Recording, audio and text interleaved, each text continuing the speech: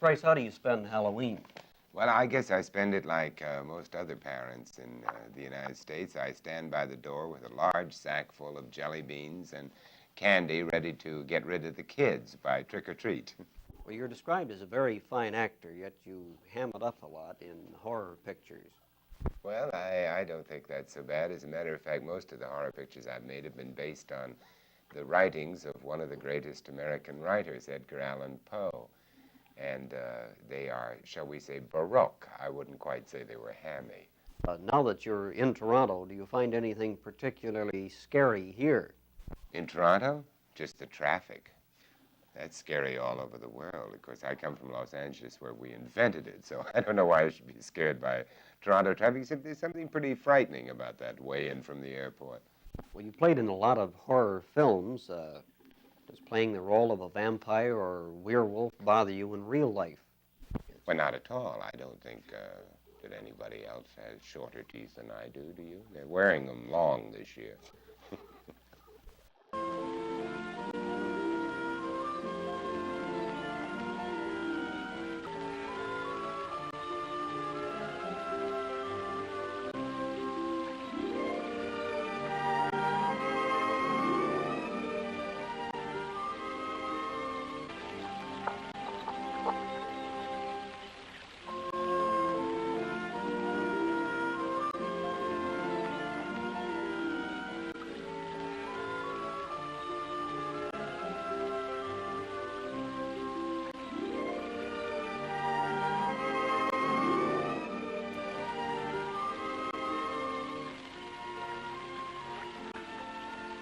Hello.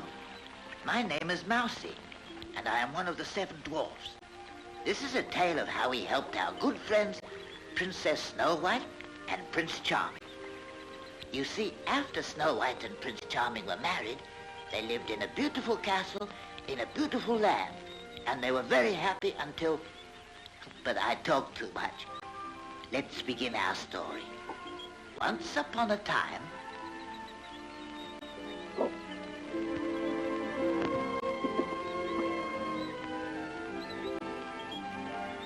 my love. How's my little princess today? What clever hands you have. Is that my scarf? You mustn't see it until it's finished. Tell me, my love, how did the hunt go today? This morning I tried out the new bow the 7 dwarfs sent me as a gift. It's marvelous. You can't miss. Imagine, there's a tiger 100 yards away. 100 or more. A sharp whistling sound and tack. The arrows hit the target. Yes, but the credit is partly due to my prince. Well, the fact is, my new bow is marvelous. Could our friends the 7 dwarfs have finally decided to pay us a visit?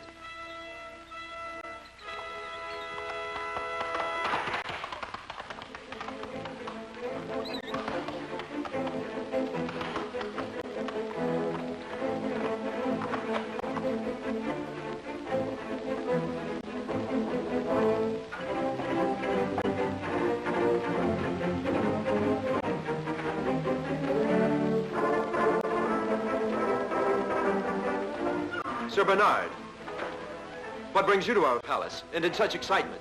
Prince Charming, I do not bring good news to you. Duke Walter has invaded your territory and is attacking our villages, destroying and setting fire to everything. The people at the border are fleeing. All the farms are being robbed and the cattle taken away. What?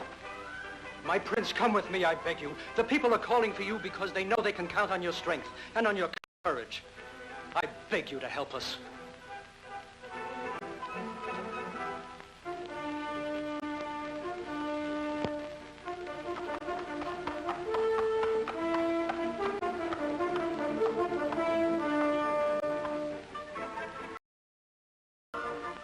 Be brave, my love. I'll soon be back with good news. I'm sure of it. God will protect you in all your nights. It isn't yet quite finished, but all the same it will bring you good luck. If you happen to be in any danger, send it back, and I'll run immediately to your side. Oh.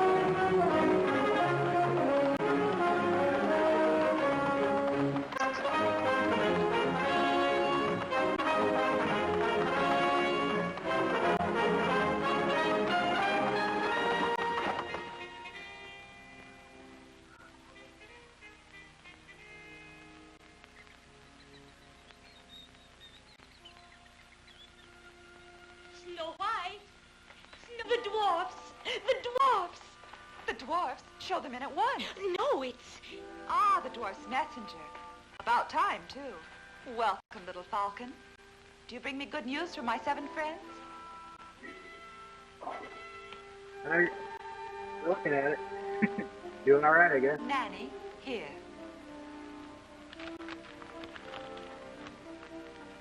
To our dearest Snow White, if you'll await us at your castle, we'll soon be on our way. You can reply to this message by our feathered friend. Oh, dear little dwarfs. They know when I need them by instinct. One could almost think they had sensed how sad I was feeling. I'll write to them to come at once.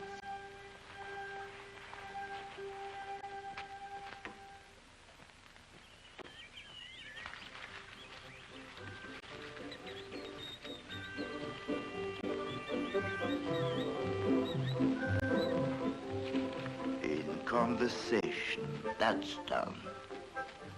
Let's see now. Ah, here we are. Invitations to dances. Today, we must all repeat and then practice till we get it just right. The most gallant way in which one may invite a great highborn lady of the court to dance with you. Nicky, you perform the bow. Princely walk. Sword at your side. Come on, Nicky, do it well for me now, with an air of confidence. Now the flourish of the hat.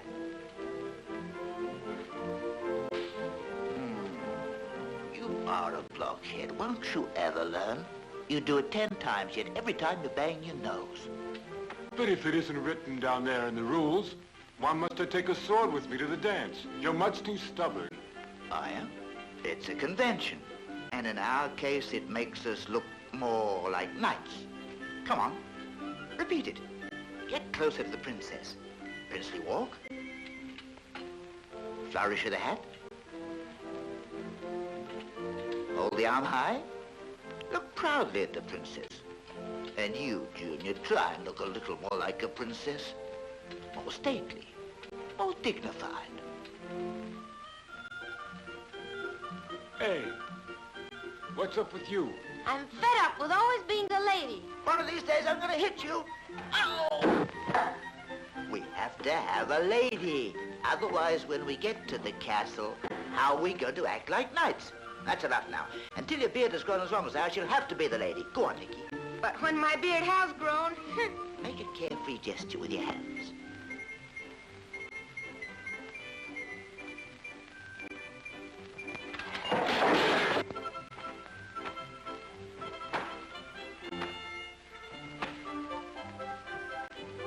Toto! Toto! Toto! Why are you here? Is the lesson over already? I came to change plans with you. Mousy said... Listen, Chubby, don't begin that again. Today it's my turn to milk Gilda, and I won't change. Since you're still pretty bad at good manners, it's better that you... I, pretty bad at good manners. Listen to who's speaking. How many times do I have to tell you not to wipe your dirty hands in your jacket? It's you who are the bad one. I know good manners by heart. And when I say by heart, I mean word for word.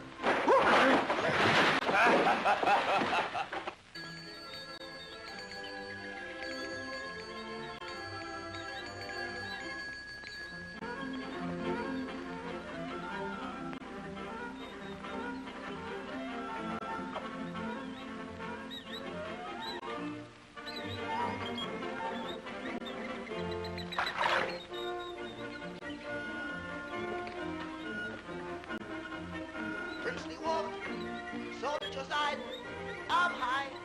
A proud look towards the princess.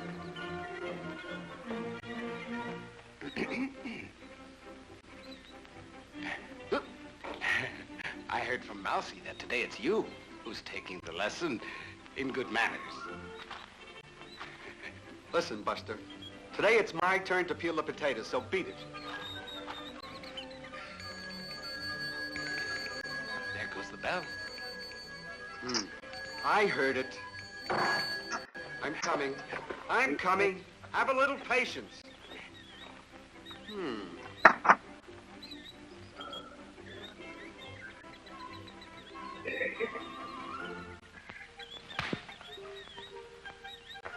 I would say cooler things, but I'm streaming online.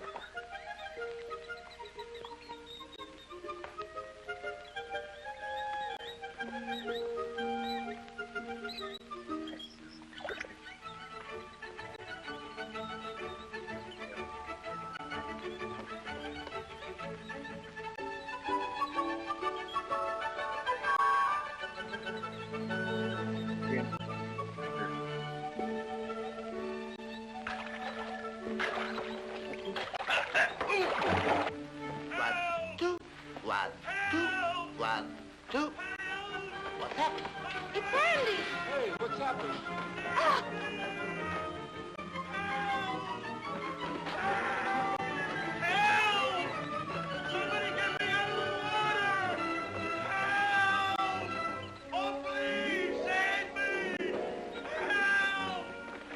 I say that we ought to... Instead, I think it would No, be better if gentlemen, we could- must act in such a way. Here the problem is No, no. In this case, we have to find a solution.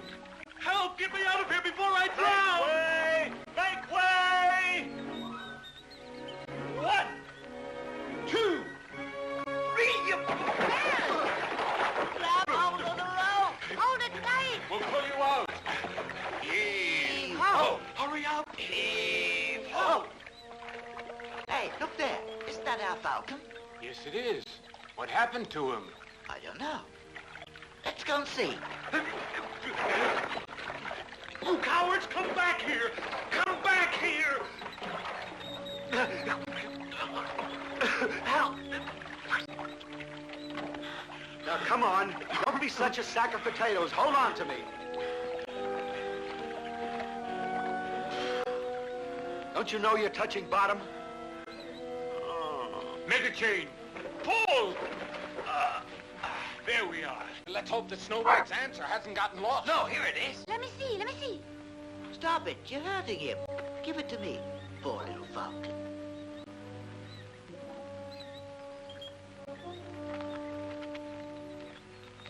My dear little dwarfs, many thanks to you all for your very kind message. Please come at once. I'm expecting you, Snow White. Hooray! Come on, let's go!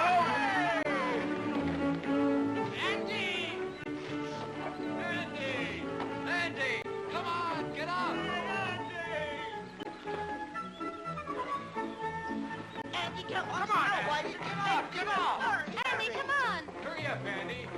Do you hear? Snow Come on, White's we're like a expecting pack. us. Wait for me! Wait for me! I'm coming! I'm coming!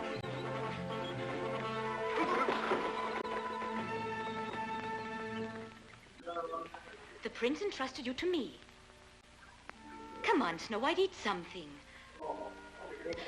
Will you stop working at that jacket or you'll end up by ruining your eyesight?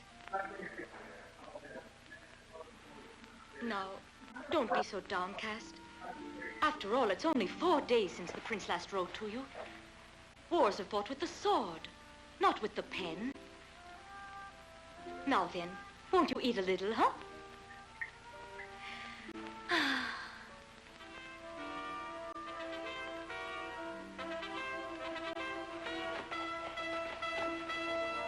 Oh, dear me, please let it be Prince Charming or one of his messengers.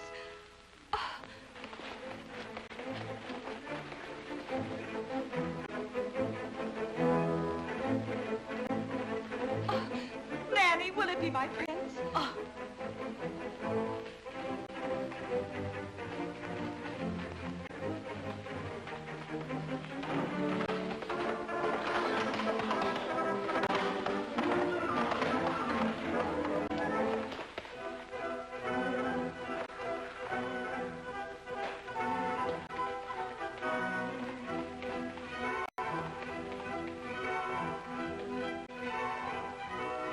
I am Sir Francis, one of the prince's knights. I'm afraid that I must bring you bad news. Please, sir, stand and tell me what it is. Prince Charming was wounded. Our army, after a cruel battle, was defeated. Before he was taken prisoner, the prince told me to escape. To bring you his instructions that you should go right away and stay with the 7 dwarfs. That's what he said.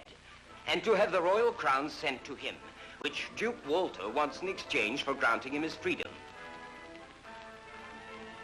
The prince also asked me to give you this. Forgive me, dear lady, if I forgot before.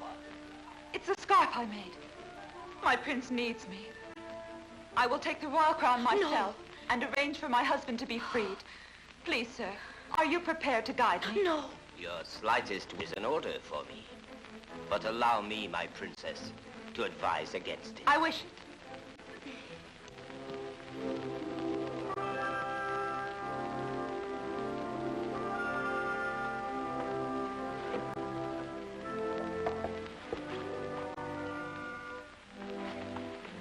Snow White, I beg you, don't go off on this terrible journey full of unknown dangers and pitfalls. Please, Princess. I appreciate your courage, but wouldn't it be better if the crown were taken by a party of knights? That is the wish of Prince Charming. Thank you, gentlemen. Don't worry about me, please. I'm going with a good escort.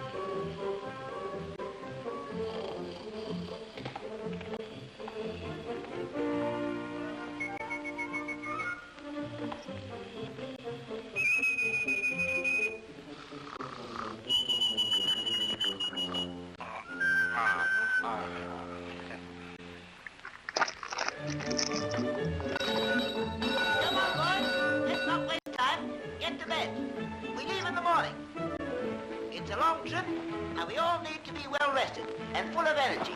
So go to sleep, huh?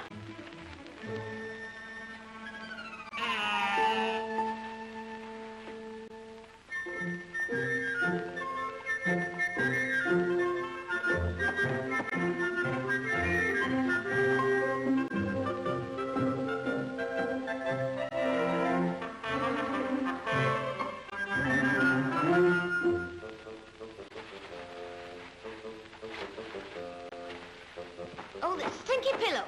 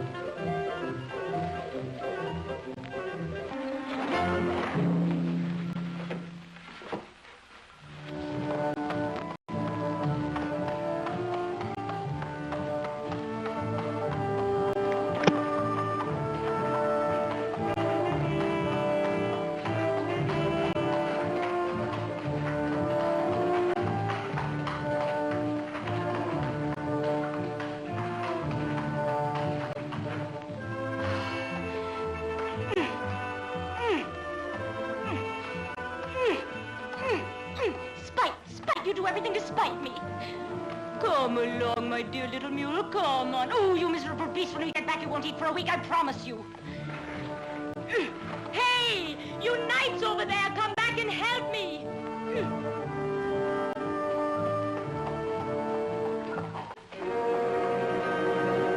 No! No!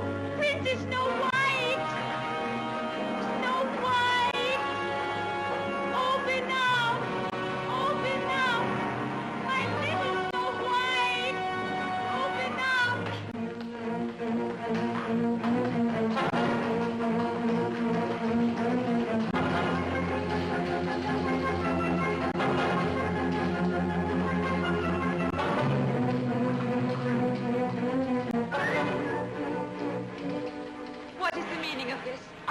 to free us at once.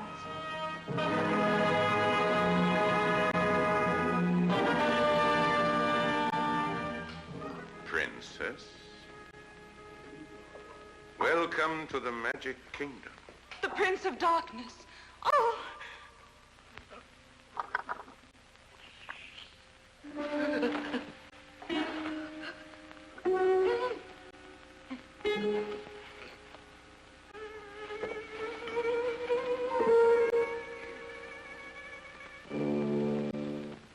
I dreamt that Snow White was wandering all by herself in some dark land. And I dreamt I saw Snow White weeping.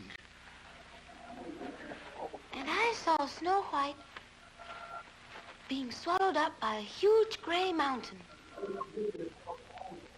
And I saw her poor nanny wandering around all alone and screaming in front of the mountain. And I saw the Prince of Darkness. And I saw Snow White surrounded by ugly faces. However, it might possibly be only a dream, huh? Of course. Ah, yes. But Chubby never dreams.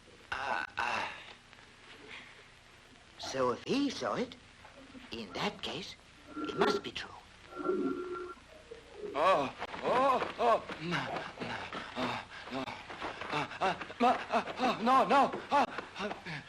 What is it?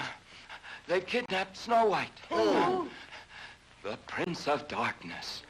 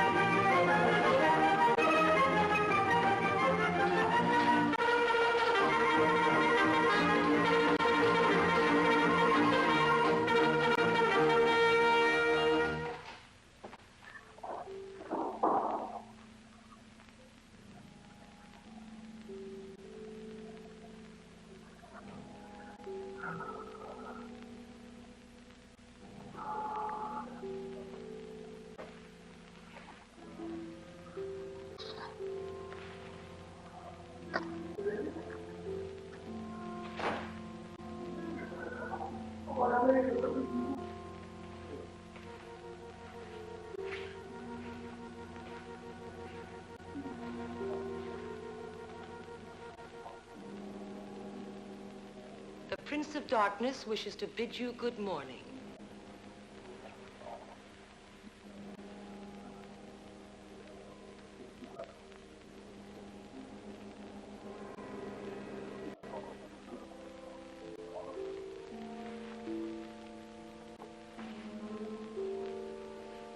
Princess?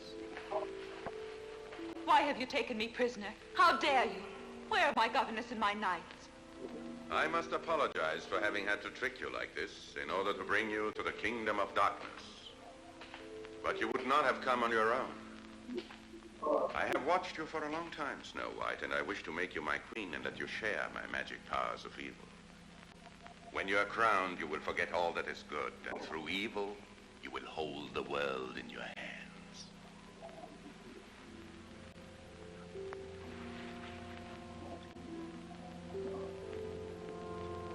You may trust fully in my complete devotion. I am your slave, and your wish is my command. I am a patient man, and I am prepared to wait until you are ready to accept my offer. In the meantime, everything possible will be done to make your stay here a happy one. This castle is yours.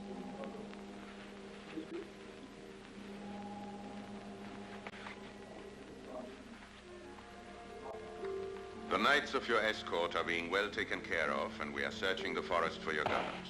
I'm sure she will be with you presently. Now I beg you to accept, my dear princess, this small gift.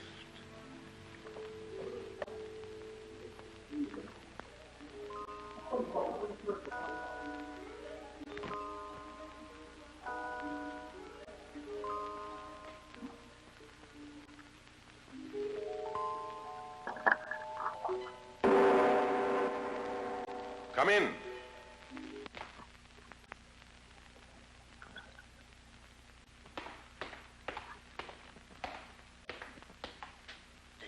dwarfs are coming. They'll never manage to get here. Princess, I'm sorry to interrupt such a delightful conversation.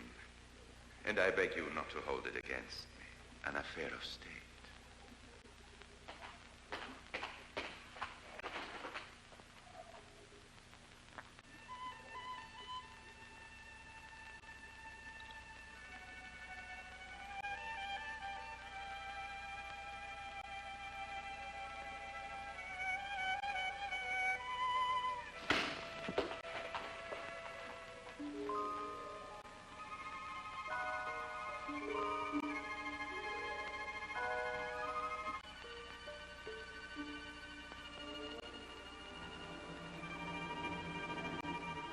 I will go to my magical laboratory and send the water maidens to stop the dwarfs.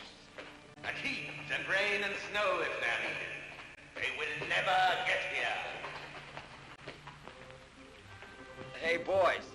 Instead of tiring ourselves out like this, wouldn't it be better to rest for a while on this lovely patch of grass? I can't take another step. What do you mean, rest? We've got to keep going. It's always dangerous to stop. Oh, sure, I know we've got to help Snow White, but we can't help her if we get there half dead.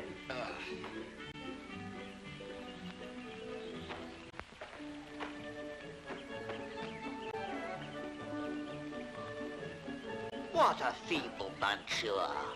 If you're as wide awake as all that, you go and stand guard while we take a little nap.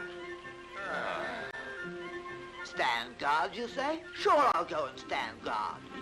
You bet I will. I'll even climb up this tree to stand guard.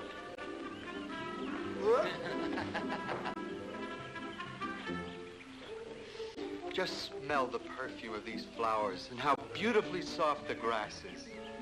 It feels to me much better than a feather mattress. Long live freedom, comfort, and sound sleep. Down with the Prince of Darkness. After this little rest, we'll be as strong as lions, won't we, Toto? And the Prince of Darkness will get more than he bargained for.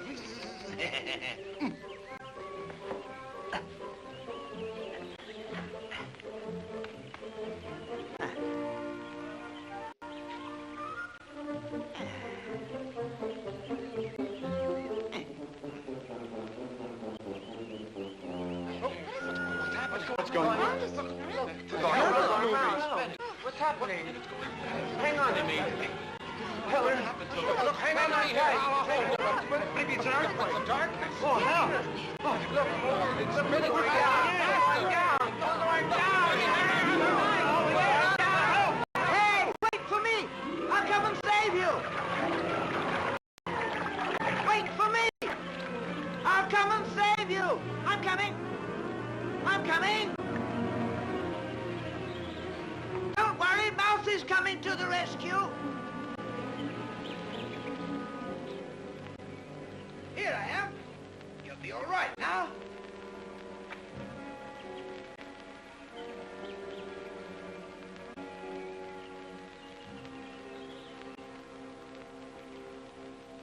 Hey! Where have you gone? Where are you? Answer me, fellas. If you don't answer me, how can I rescue you?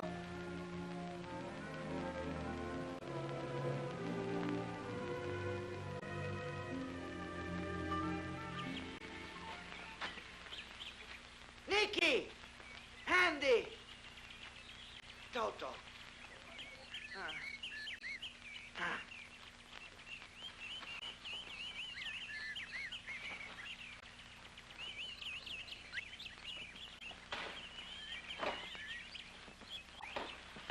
I've got it.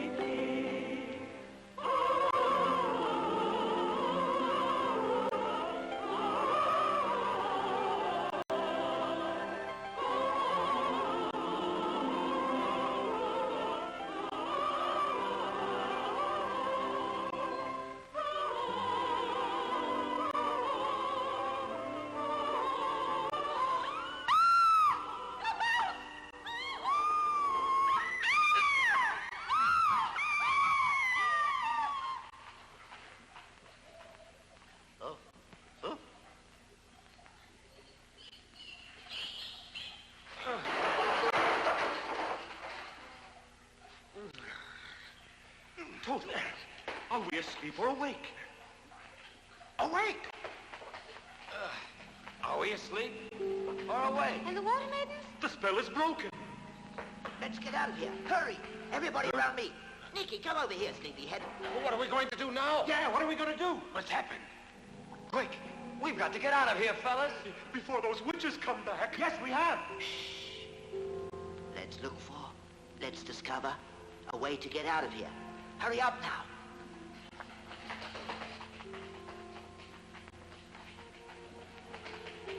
So where's the exit? Usually where the entrance is. Where's the entrance? Usually where there's a door. So let's find the door. There's no door here. No door here. No door here. Ah, I found something. No, I haven't. Ah, things are getting complicated. Hey, where are you hiding? Ah, here again. So what do we do now? How should I know? Mousy, what are we gonna do? Who knows? Boys! Come here! I found the way out!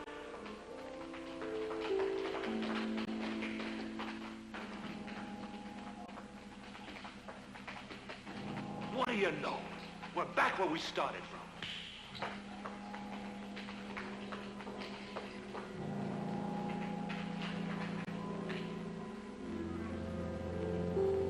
Things are looking pretty bad, boys. And in the underwater, we'll never get out again. Never again.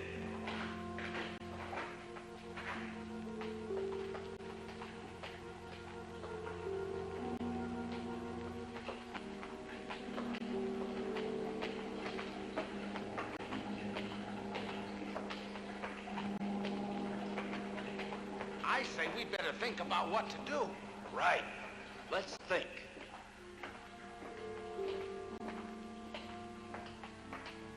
This is a fine mess.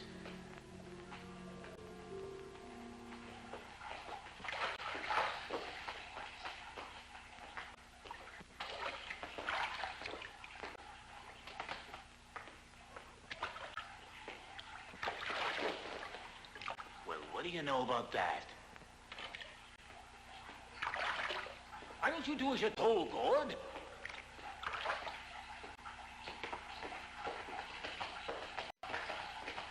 So that's it. This is the way you help us to think.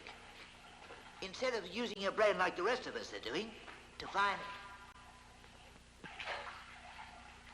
Nicky! You're a genius! You found the answer!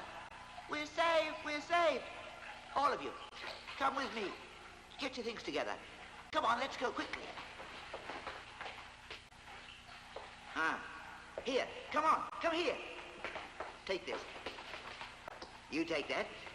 Grab hold of it. Hold it tight now, don't let it go. Aren't we lucky? And now, take your things and follow me. Let's get out of here. Come with me. Hey, fellas, follow me. We're going. Are you ready? 1, 2, 3.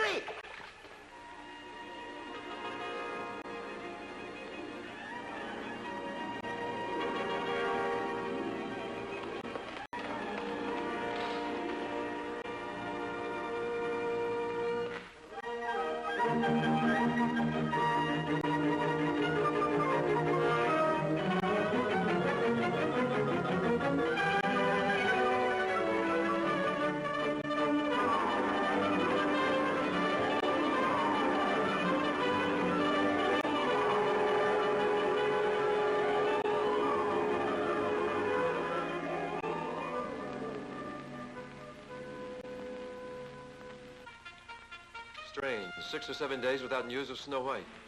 Don't worry about it, my prince. The Lady Snow White's messengers have probably lost their way. We've moved so fast these last few days. Yes, but now that victory is within reach, a messenger could be sent to find out how she is. Right. Up till now, every man has been needed for fighting. But if all goes well today, I'll be able to send a messenger to Snow White. Come on. Let's go and join the men.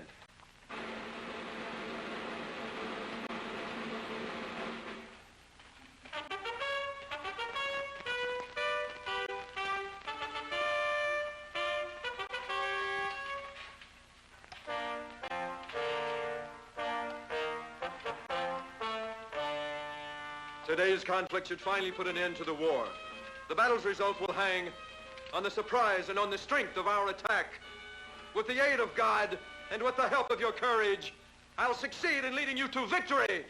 Onward, my brave knights!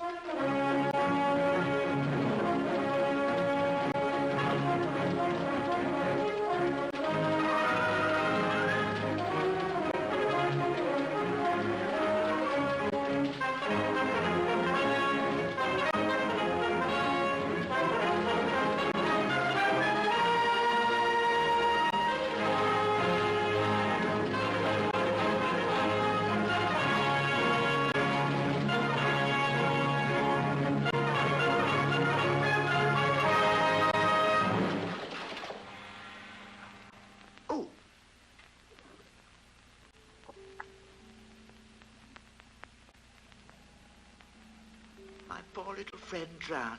You just couldn't live under all that water, could you?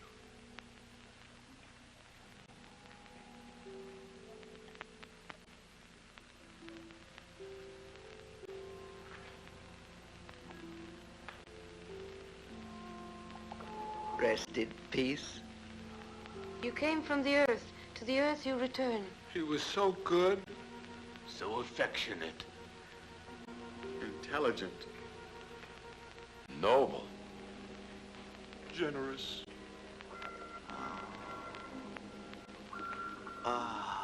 Water. This is another trick of that rotten, good-for-nothing Prince of Darkness. Oh, what a thirst. You're not kidding. I've got to have water. Oh, water, fellas. I can't go on anymore. Not a drop of water. Anywhere for miles. Before we die, why can't we at least rest a while? That'd be great. But how can we? The ground's like a furnace. As soon as you sat down, you'd start to burn. He's thought of everything.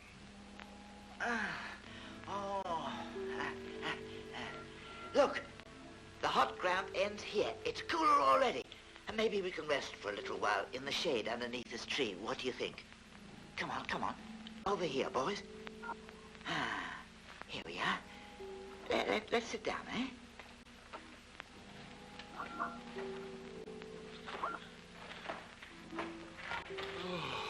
I'm so thirsty. I feel as if I hadn't had a drink in weeks.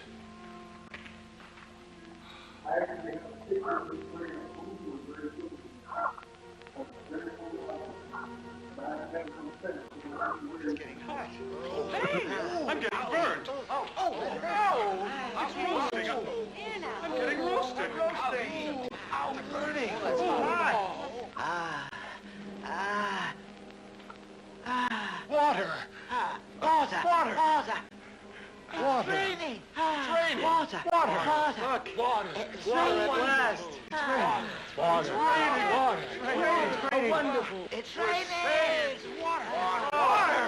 Long live water. Down with the Prince of Darkness. Long live the rain.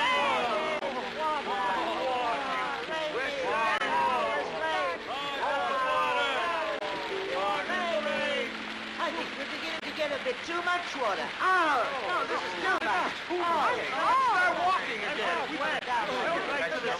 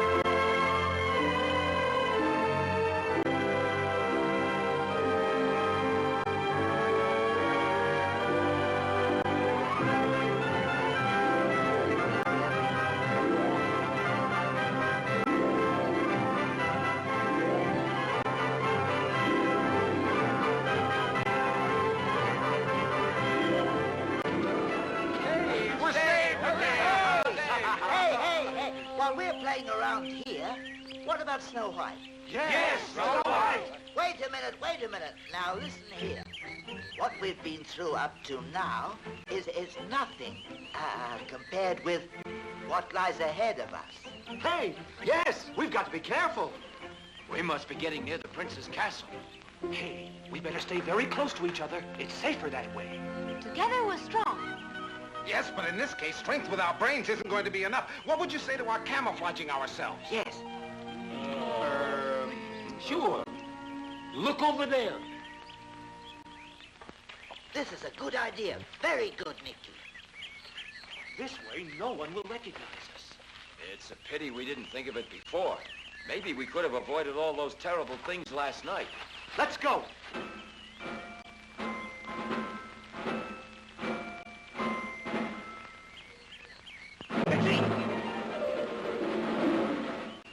What's the matter now?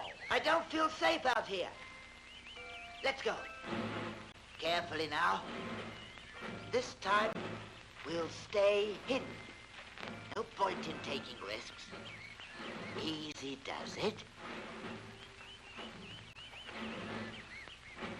Stop! What is it? Danger! Never a minute's peace. Shh.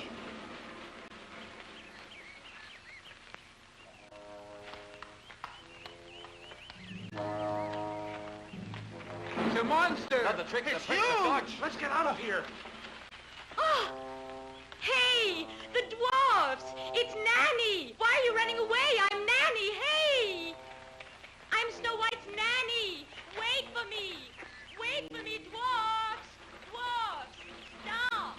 Why are you running away from me? Stop! Stop and wait for me! I'm Snow White's Nanny! Oh, I'm Snow White's Nanny! Why don't you wait? Oh, why don't you wait for me? Dwarfs! It's Nanny! Hey, what's happened? Have you all gone crazy? How can you manage not to recognize me? Oh! Snow White's been kidnapped. For days I've been wandering around in this forest, lost and alone, looking for someone who could help me. Will you help me? Yes or no? We've got to save Snow White. Someone must go at once and find Prince Charming, who's away fighting a war. But tell me, are you or are you not the famous 7 dwarfs? Well, I wish you'd say something. If necessary, I'll go and find the prince.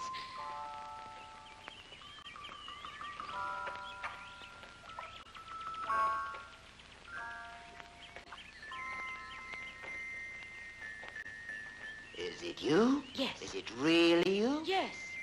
You sure you're not another trap? Me? Who could ever have thought that at last we'd find a friend Huh? after we'd had so much trouble? Listen, we mustn't waste time. We've got to get to Prince Charming. Who'll go? I will.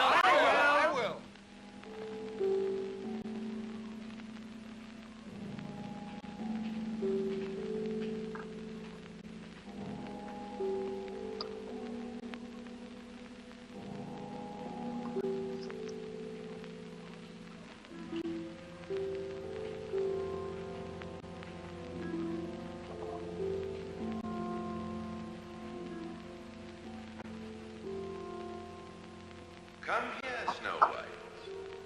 I hope you have been made comfortable. Nothing but the best is good enough for my beautiful little princess. You have kept me waiting for your decision for a long time. But as I told you when we last met, I am a patient man. By now you must know that I've done everything possible to make you happy. But patience has its limits, and I must tell you that even my patience is gone. I don't care what you do. I will have nothing to do with you. So you're defiant. That's quite a joke. Little Snow White thinks she can fight me, the great Prince of Darkness. You should know better than to try and go against me and realize instead that it's best to cooperate. Who do you love? Prince Charming. I'll show him to you. You can do that? Yes, of course. You will see your hero, your proud and handsome prince. You will see him victorious, but victor over a coward, not over the Prince of Darkness. Look!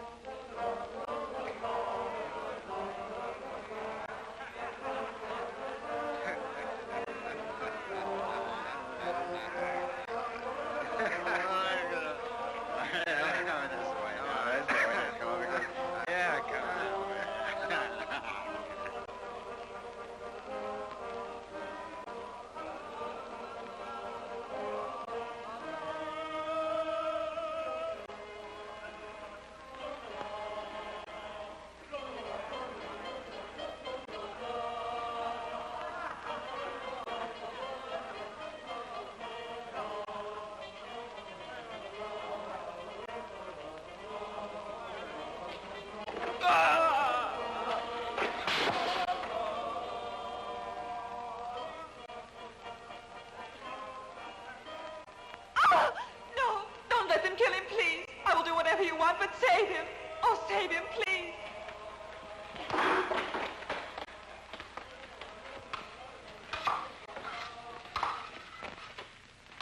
Sound the alarm! Sound the alarm! I saved Prince Charlie. Now, Snow White, you will become the Queen of Darkness. I will arrange the coronation.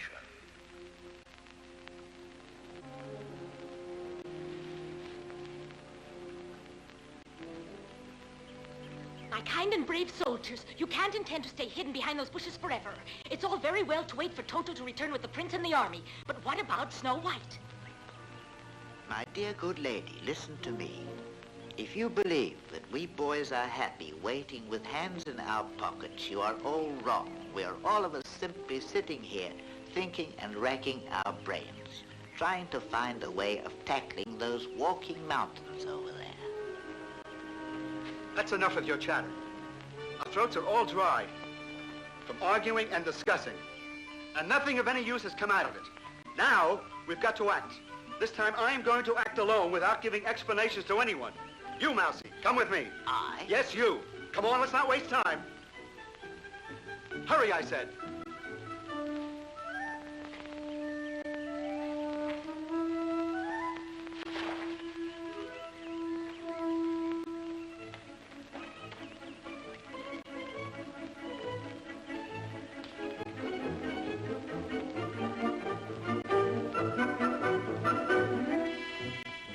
What are you gonna do? Shh. Keep quiet and stay close to me.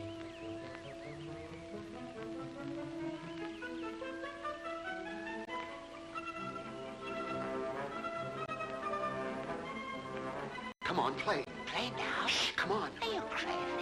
The giant's coming this way. Play. You'll see later.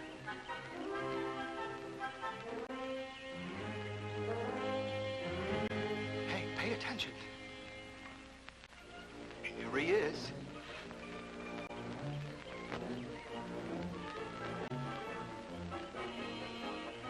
What feet?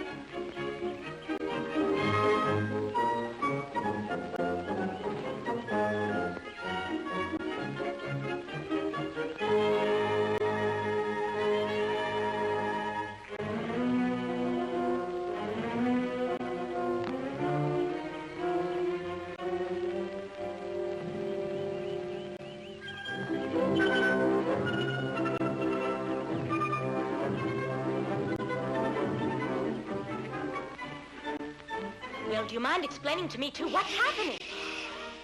Wait, and you'll see.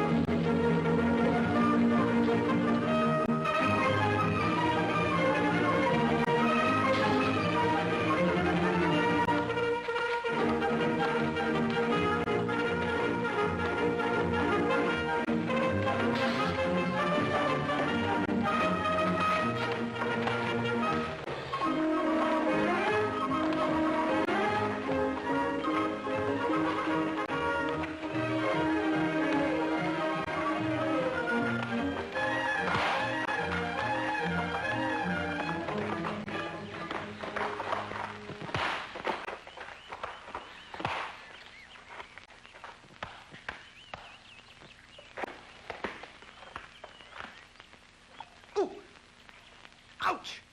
They're sharp.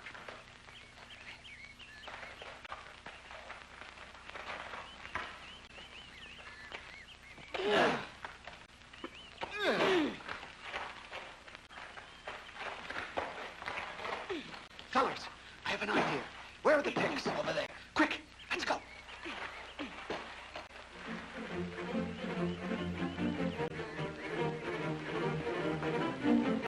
Oh.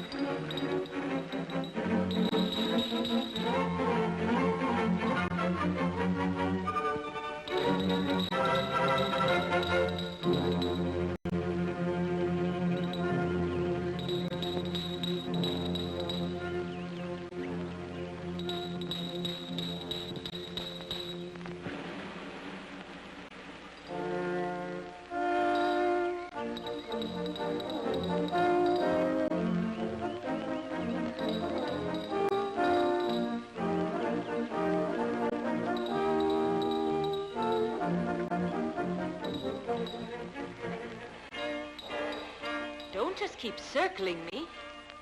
Tell me how I'm supposed to climb up there. Yeah, that's just what I'd like to know. It sure take more than 6 dwarfs to pull you up.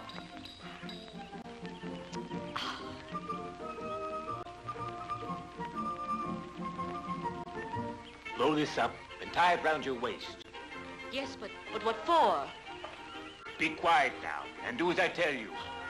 With this, you'll weigh less.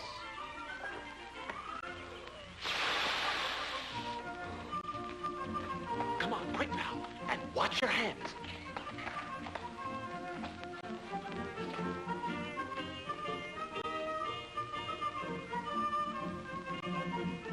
There's no one here. Over to the other side fast. Getting down is going to be harder. Wait a minute. Now what's wrong? We've forgotten all about the nanny. You're right. It's true. I don't know why these women can't be content to stay at home. You ready? Tie it around the,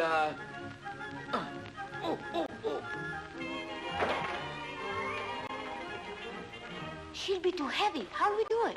I've got an idea. You'll see how we'll manage it. Come on now. Let's climb down.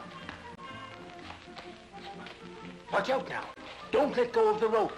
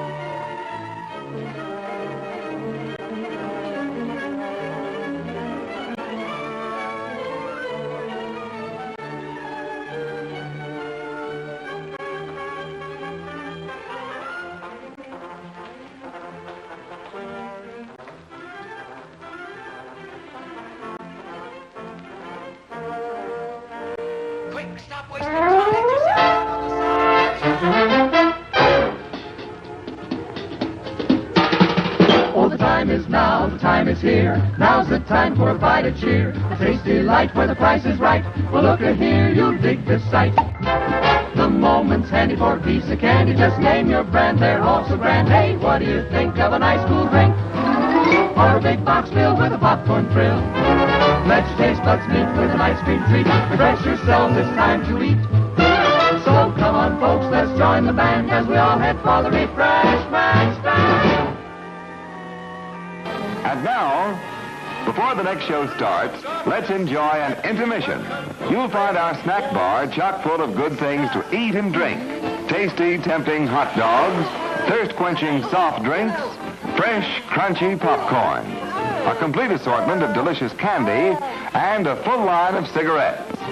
You've plenty of time, so visit the snack bar now. A tasty treat will double your enjoyment of the show. For your convenience, we shall keep you informed of the remaining intermission time, 3 minutes before the next show starts. Let's all go to the lobby. Let's all go to the lobby. Let's all go to the lobby to get ourselves a treat. Delicious things to eat. The popcorn can't be beat. The sparkling drinks are just dandy. The chocolate bars and the candy. So let's all go to the lobby to get ourselves a treat. Let's all go to the lobby to get ourselves a treat. Just a minute, folks. Yes, that's all it takes to visit our refreshment counter in the lobby.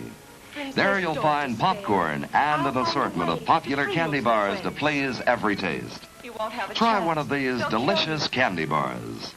Big Time, I wouldn't mind. I've Butternut, nothing left to live for any longer. Milkshake, You have your whole life to Payday, enjoy. I want to see topped you with smile Hollywood's and super rich coating of the kind you like best. They taste wonderful, they're delicious, they're nutritious. Get one at our confection counter in the lobby now. I will free your friends. You try and think of a way of gaining time.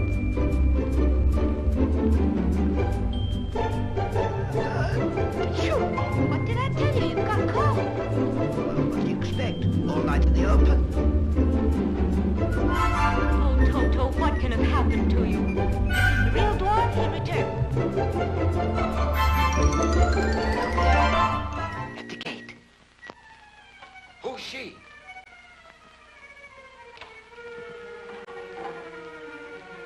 She's got a knife. She's gonna kill us. No, she's coming to save us. She's cutting the rope. We'll be free. We're safe. You have to be quiet. Come with me quickly. We have to hurry. Come on, I'm taking you to Snow White. You have to hurry now. Please be quiet. I'm going to take you to Snow White. You must follow me. Come on, get out. my floor, no. Come on, get out. Hurry. What's happening? Oh, quiet. I'm taking you to Snow White right now. Follow me. Come on. Please hurry. Just hurry. She all right?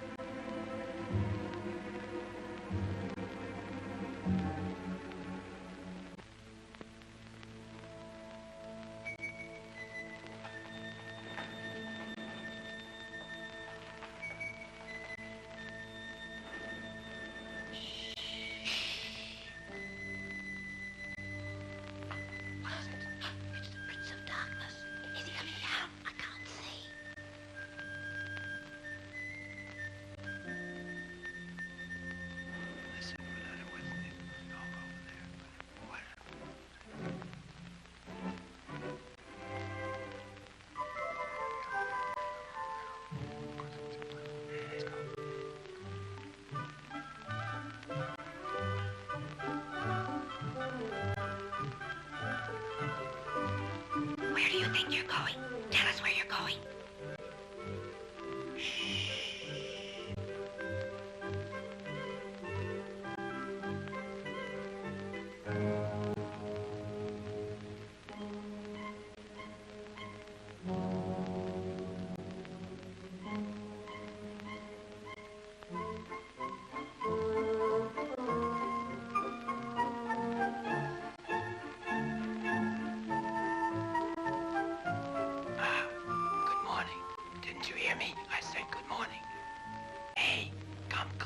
What did you say? You can't hear me because I've got a sore throat. I want to tell you something. Come on, come closer. Come on over.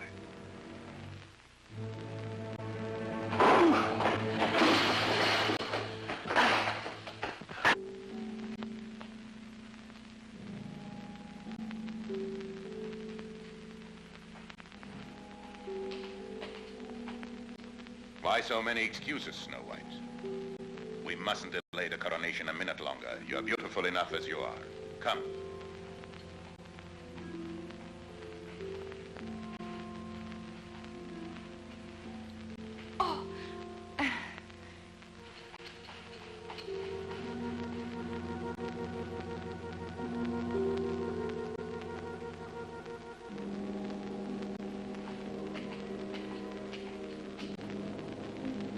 Oh, he's even heavier than the nanny.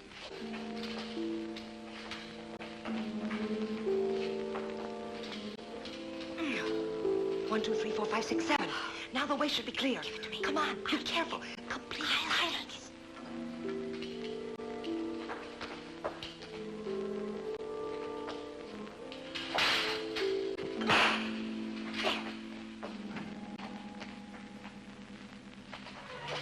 This way, quickly. Oh, you must escape. Save yourselves. Snow White needs you desperately. You've got to do something to try and save Snow White. We'll take care of these fellows.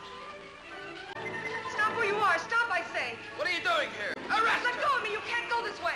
Let go of me or I'll give you a hit in the head. We better get out of here. We can make it through there. Come on now, crawl under. Hurry up. Get a move on, all of you. If not, they'll capture us.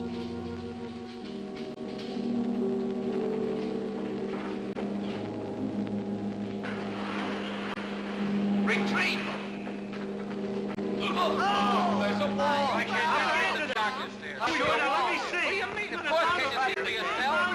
Calm down. We've got to get out of here. Hurry. Calm down. It's only a statue. We'll search calmly for another way out of here. Let's keep together.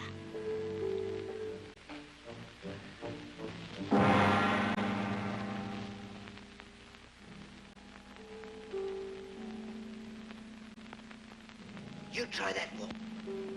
You try over there. We'll check the floor here.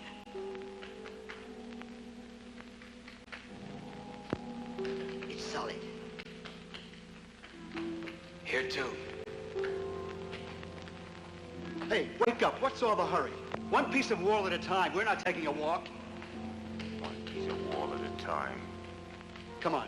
1, 2. We're not taking. Come on. 1, 2.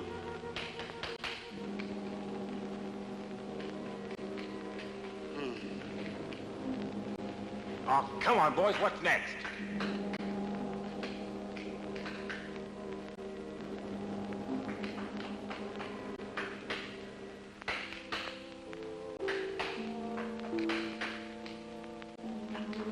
It's completely solid.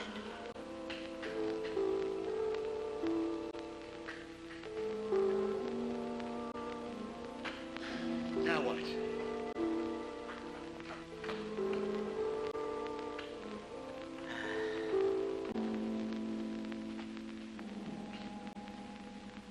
I've got a horrible feeling that this time we've really had it. I guess we're trapped. Of all the luck. Hey, what's happening? Hey! Wait a minute! We're coming, too. Come on, Andy. Hey, wait for me. Where are you going? Hurry up! Get on!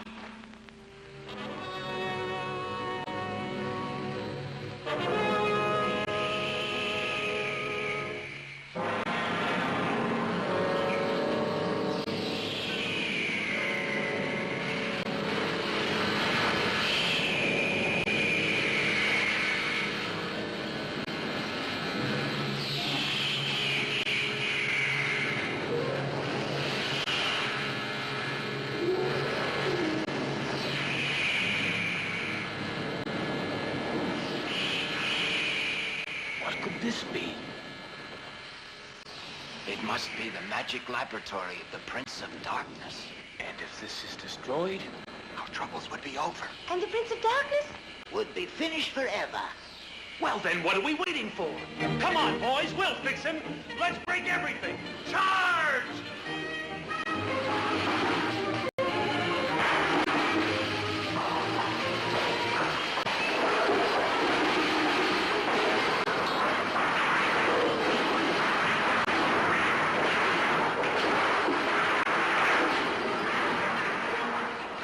Thunder, lightning. Ah, here's the switch that controls life at the castle. Come on, come on.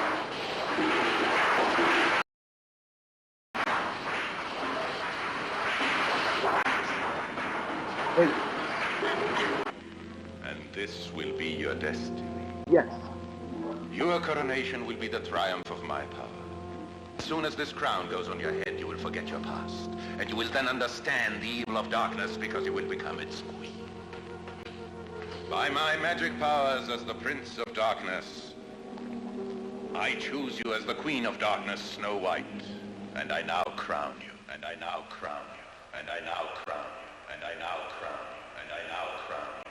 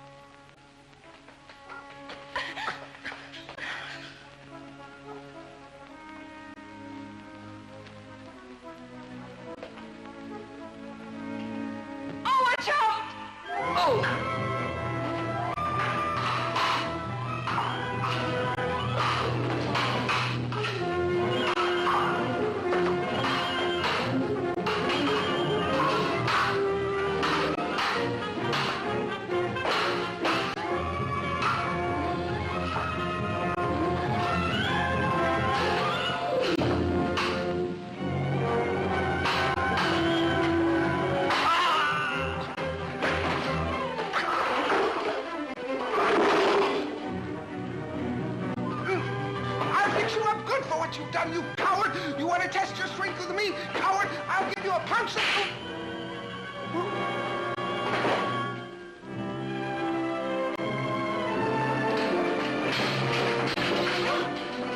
Snow White! My Snow White! Oh.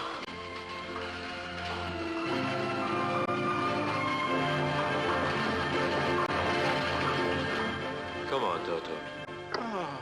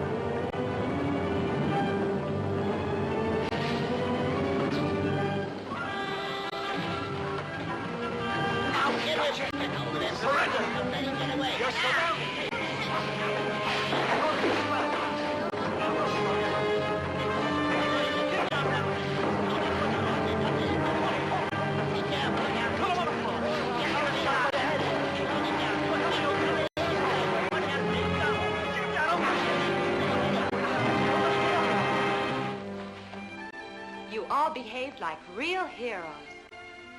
The prince and I will be eternally grateful to you. And don't forget, the minute you have finished your work, you'll come and live forever with us in our castle. Isn't that right? And you all will be my personal bodyguards. Thank you, Prince. Goodbye, my friend. Bye-bye, Prince.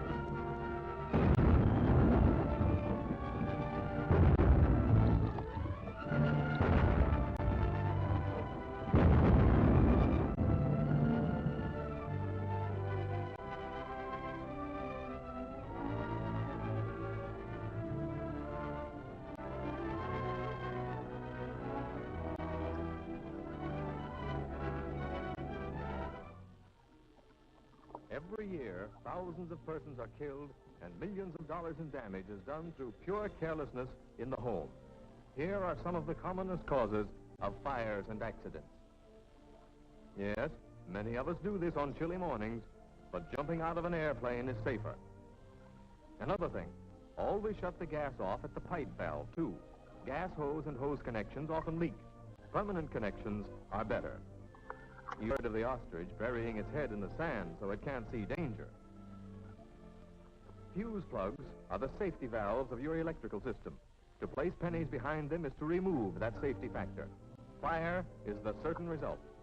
Keep lamp cords in plain sight. Then you can see when they're worn out. Yes, it still occurs in some of our best families, and it's nearly always fatal. This is often as sure and as effective as the electric chair. Burn rubbish in an approved incinerator. Combustible dust mixed with air is highly explosive. Wrapped in paper, it can be burned safely. Have you one of these in your home? Open paint buckets, oil-soaked rags, just the dish for spontaneous combustion.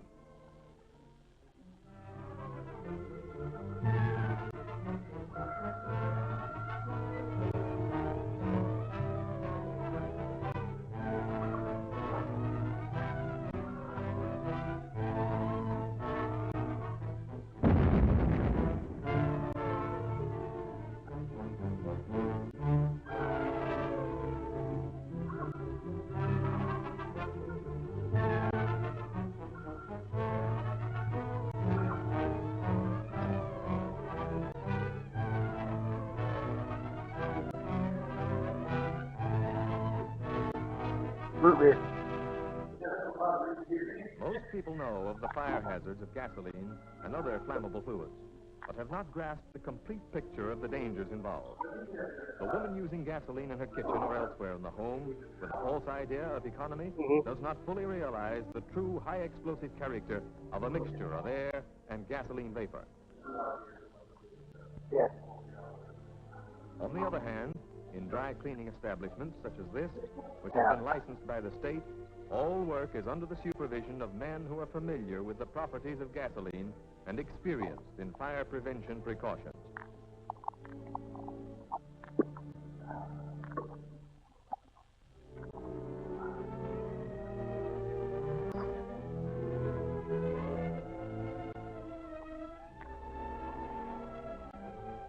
All garments to be cleaned are placed in one of these cylindrical metal washers.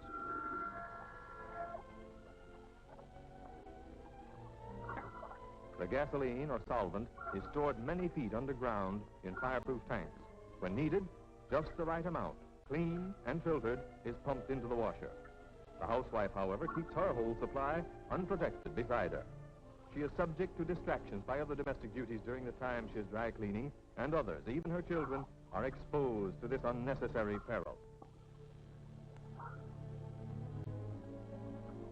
Fire inspectors constantly check state-controlled dry cleaning plants to see that fire safeguards are in good working order. All machinery and metal parts are grounded to water pipes against vagrant currents and static electricity. Even interior metal parts are grounded with heavy copper wire. This fusible link melts at 160 degrees and closes the washer door. When this one melts, the weight drops, automatically opening a dump valve in the bottom of the washer. The solvent is instantly drained safely into the underground tanks, removing the danger. But what chance has the housewife without these safeguards? These overhead steam outlets are operated from an outside valve, filling the room with live steam to smother the fire. If an explosion occurs, these roof hatches open automatically to relieve the force. All lights are controlled by outside switches to avoid the danger from an electric arc. Electric lights are under vapor-proof globes. Fire extinguishers are plainly marked with the date of last filling. Again, the fusible link coupling is brought into use, this time to hold fireproof doors open against gravity. A pull on this valve releases steam into the washer room.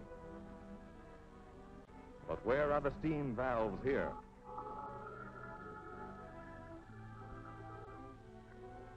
Heavy vapors are drawn through the roof by an air duct. However, fire shuts this draft off. Here, fresh air is admitted to help carry off the vapors.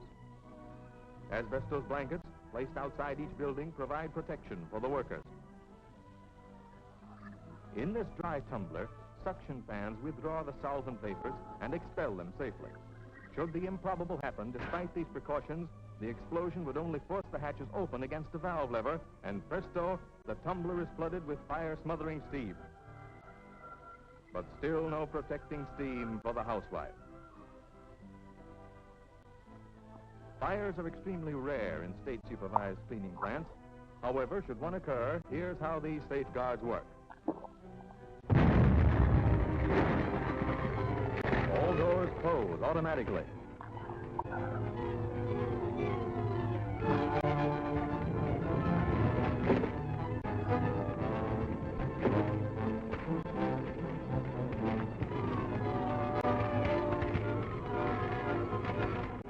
Live steam, deadliest foe of fire.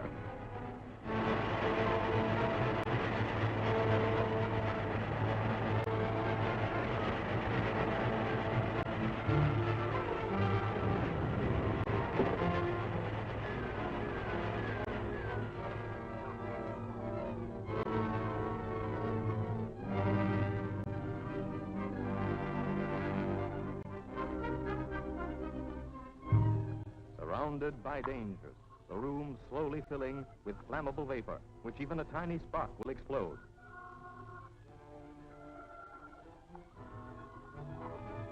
Fire on the stove. Flames under the water heater. Even if she does her cleaning outdoors, there is still the greatest danger of all, the invisible menace of static electricity.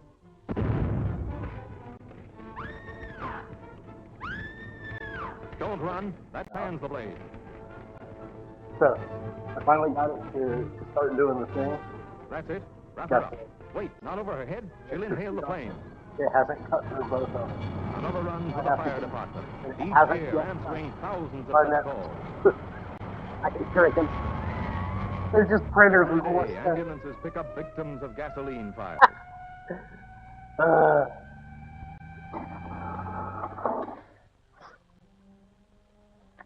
What grim message awaits behind the panels of this silent door?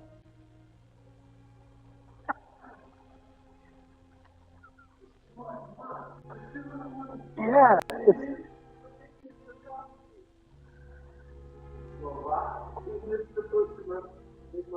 Even doctors, all too familiar it's with like pain when and suffering, someone changes like a beloved piece of software to make it easier, and the people that already knew how to do it are like, I guess I'll die then.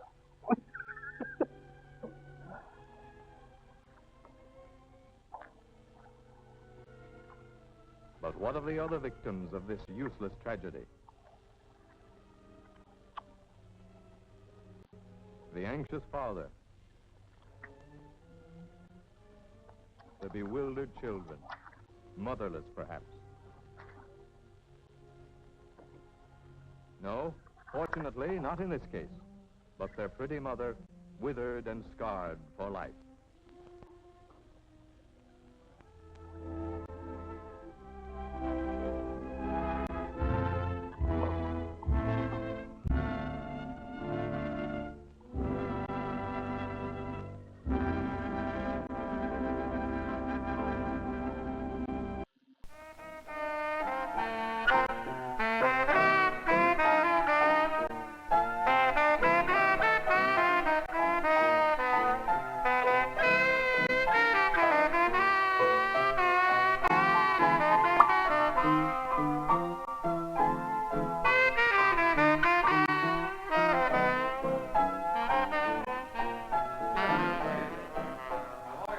As a correctional officer, you know very well that any day you come to work could be the day you are taken hostage. Say, the toilet of mine's been blocked up all day. I told the guy in the morning. Hey, look, I told... Get back! Get back! Shit! Get back or I'll kill him! Keep going back. Okay, take it easy. Get back! Hey, guy, just go ahead and relax, man. What's the problem? If you are taken hostage, the situation could have many causes. Lock him down. It's Hernandez, 1375. My partner's been taken hostage. Your captor could be psychotic. Hey, look. Just shut up. Shut up! Maybe he has had a hysterical response to the prison environment. Shut up! I said shut up. Okay, okay. All right. What do you want to hurt me, guy? Shut up! I'm getting out of here. With such a person, the fear of being locked up can lead to irrational, even suicidal actions in his attempt to get out. Taking you hostage may seem like his best chance. Shut up, you son of a bitch! I'll cut your fucking heart out, you hear me?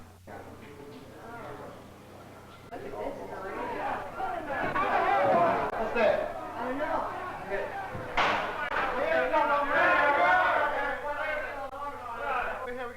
A riot, either planned or simply a spontaneous eruption of pent-up feelings, sometimes includes taking hostages. You just should listen to us for a while. We've been listening to you for 2 years now, and you ain't done a motherfucking thing, man. Your only mistake was that you happened to be in the wrong place at the wrong time. Of course, sometimes officers are the cause of their own capture. When security breaks down with sociopaths or segregated inmates, they have been known to take a hostage just to relieve the boredom.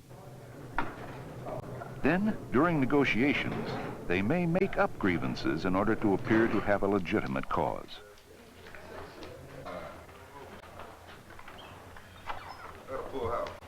Hey, break up the game here. Let's go play it.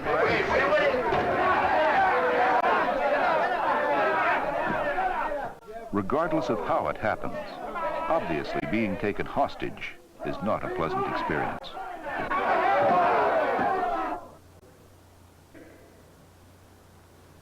Stay back! The first 15 to 45 minutes of your captivity will usually be the most dangerous. Move the knife, okay? Calm down.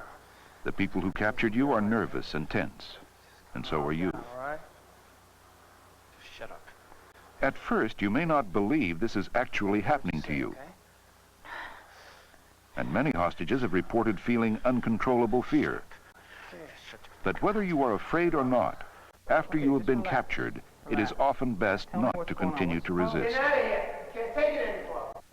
Instead, do what your captors tell you to do. Any sudden move may be interpreted as an attempt to escape, which will cause them to use more force against you than they intended. And if you are thinking of escaping, think twice. Be absolutely sure you're going to make it. Bitch, I'll kill you too. I don't care. For at least an hour, the situation will remain uncertain as both sides deploy for a standoff. Obviously, every situation is different, which means that you're going to have to play it by ear. You are going to have to stay alert and flexible. During the early stages, the recommendation is not to speak unless spoken to. In fact, do nothing that would distract or confuse your captors. If you do, they might turn on you. Whatever you do, don't try to be deceptive. If you lie to them and they find out, you'll probably be sorry. That one is for all of them. Okay, I'm going to tell you one thing, one time only. One of us is going out. Master kid fits them Okay, all. if we don't come, if one of us doesn't come back, someone's shot, and there's somebody back here going to make your whole day more uncomfortable than it already is. Yeah, and more than likely, lady, it's going to be me. Experience has shown that you may be humiliated, especially during the early stages. It is a venting of frustration.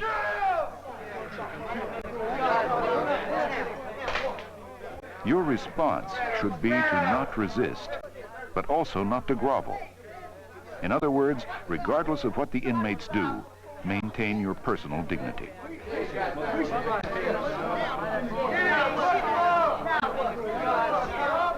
To reduce the possibility of violence against you, don't refuse to cooperate. Don't complain, and don't argue. Experience has shown that if a hostage is killed, usually it is the hostage who gave his captors the most trouble. Why do you guys have to leave this prison situation in the 1930s? Don't you realize? Sometimes inmates try to make hostages feel guilty for problems in the institution.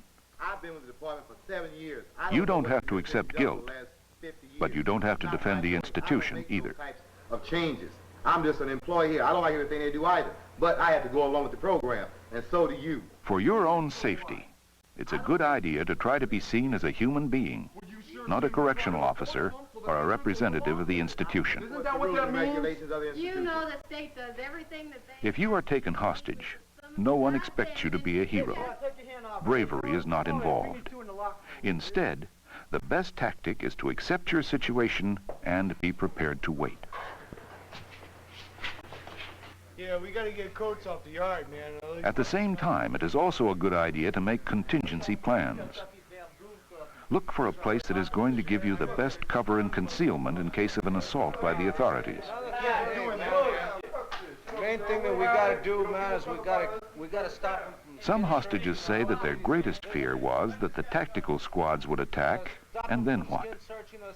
But it is worth remembering that force will only be used as a last resort. 1,200 people on this fucking yard, man. And that goddamn canteen out there is not enough to service us, man, for a couple of days, man. We want more canteen time, at least 5 days out of the week. Yeah. Those UAs that we're getting and shit like that, all that shit is dead. Fuck them UAs, man. We just Your captors will probably remain tense and alert, but you don't have to. What we gotta do, man? We gotta get this motherfucker. Instead, get comfortable. Stretch, breathe deeply. In other words, relax. It'll help you keep perspective on what's going on and keep you from becoming too emotional or depressed. C&B numbers down in now. Fuck that, man. We just start riding. They don't give us our respect. The place is too fucking crowded, man. I gotta get out of here. I'll kill this son of a bitch. I'll kill you. Let me out of here. Calm down. Hey. Just open the doors up. I don't care. I don't want to talk. I want to get out. Hey, Roberts, relax. I'm not coming to hurt you. I'm staying right here. You hear me? I want out. Now. As you might expect, many hostages take stock of their lives, and some vow to change if given a second chance. But one comment almost all hostages have made is that they wish they had prepared their families better for the possibility of their being taken hostage. You heavy? There's got to be more to it than that. What's the problem? Something wrong at home? I mean... It's my mother. Have you made a will and discussed insurance and financial matters with your family? It should be done.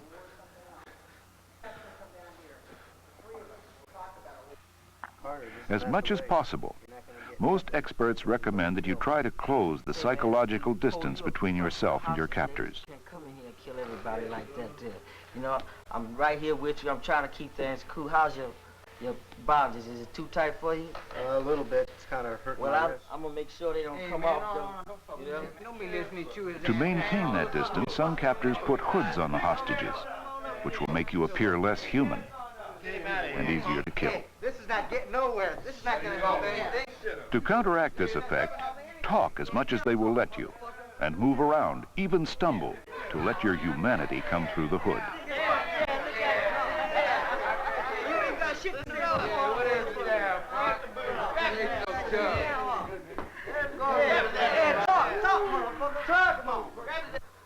It is common for the captor to get frustrated Stay with there. negotiations and to press for action. Trust him either.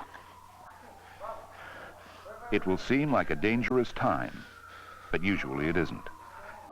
If it occurs, your best bet is to stay calm. Stay there. Just relax. Hurting the officer is not going to get you out of here. You hurt the officer, you'll never get out. Just stop and think a minute. Okay? Now think about it. Hurting him's not going to get you out of here. It's just going to get you in more trouble. Actually, experience has shown that as a hostage, the outside world may also appear to you to be unfair and uncaring. So I really can't In say fact, what we can you may start to identify with your captors and their position. get together and talk, and see what the problems are. You guys can get some better food conditions and weight piles and things of that nature. But People who have a common stressful experience tend to develop a common bond. This feeling, if it occurs, will depend upon the amount of time you are held captive and how dependent you are on your captors. Show up, you know? Well, it's only a little here, a little there, maybe 1 or 2 days, and that's it, you know? well, what they put before us to do, to work with, we make the best. See, we're sitting out, you know, down here, and the administration's sitting up there, and it's not very much. They really know what's happening on the bottom line. On the other hand, no matter how positive you begin to feel about the inmates who are holding you, you do have responsibilities to the institution. Since you may be released early or allowed to talk on the phone, it is your responsibility to learn how many inmates are involved. They're going to have to go. That's it right there. You know what they're Now, doing. what we're going to have to do is, you know, Who are basically they? what we're doing right now is for the whole population. What do they look We're like? going to probably eat it one way or the other. So What are they wearing? On this part is to do something. What weapons do they have? How many other hostages are there, and who are they? Hey, get this guy back in get him back in here. We don't know that We want action, man. We don't want no negotiations. You know what? We want better visits, man. We want more iron on the weight pile, better food. The thing of it is, brother, what are we going to do before we can just go ahead? Basically, what we're doing that to get that now, the only chance we got is to have the public know what's going on. Now just relax. Why don't you let him go? We'll sit down, we'll talk about it. You, me, and the captain will get together and we'll talk about it. We'll work something out. Obviously, every hostage situation is different, but they also have a lot in common. For example, most of the time the inmates give up and the hostages are released unharmed. We're not here to hurt you. We're here to help you out, okay? It is important to remember that fact in order to stay calm and patient. No one's going to hurt you. Just let him walk away. Let him walk towards me. Walk slowly. Just come on away towards me. Now just relax, Roberts. Okay, why don't you put that down? Roberts, why don't you just drop the knife? Okay, relax. Relax. Toward the end, you might see the morale of the inmates crumbling as negotiations bog down. That's really great. You know, it was me. Yeah, it was you. But I didn't You're say your fucking wage and pushing that Hey, you know what? There may be a growing despair that control of events is slipping through their fingers. Really everybody's fault, man, because we want to change the thing. You know, Oh, we're yeah, going to get a change. man. You know, it didn't go right. At the start, they may have acted with a godlike attitude, but now they are appearing smaller and more desperate. Look at that 25 to life facing us. Actually, some hostages have entered the negotiation process and helped to bring a situation to an end. Like these inmates can't make up their mind what they want to do in this matter. So I'm going to ask you what you think we should do.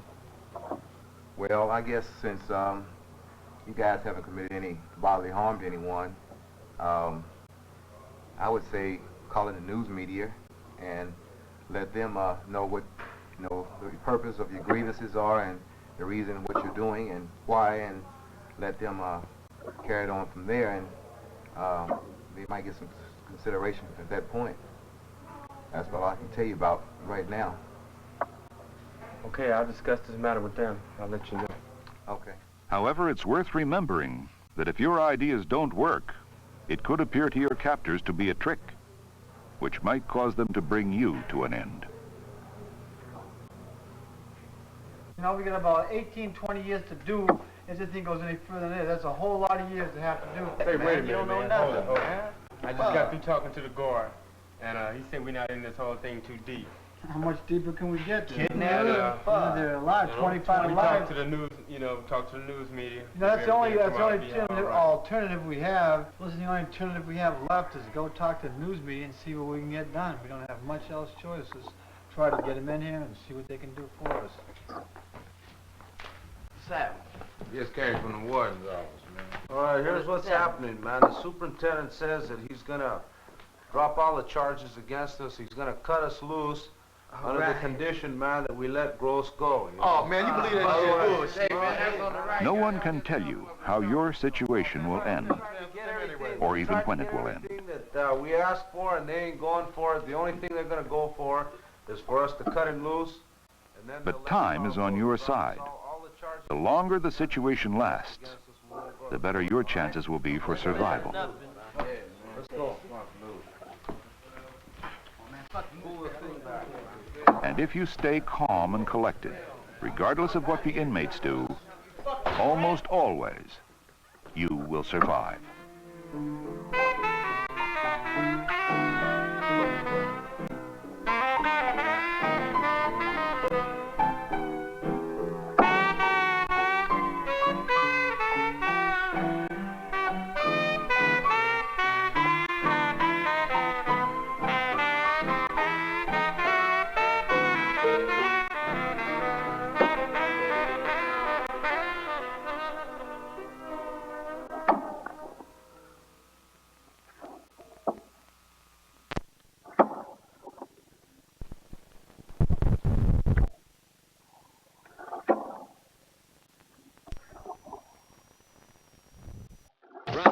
Circuit, the biggest news these days is the barefoot boy of the Pampas, Argentina's Antonio Rocco. The tag team wrestling match isn't even underway, and already Rocco lets villains Carl Von Hess and Skull Murphy know they're in for a bad time from him and partner Miguel Perez. The Rocco Perez team wins the first fall, and in the second, Antonio has Carl Von Hess in a heck of a mess.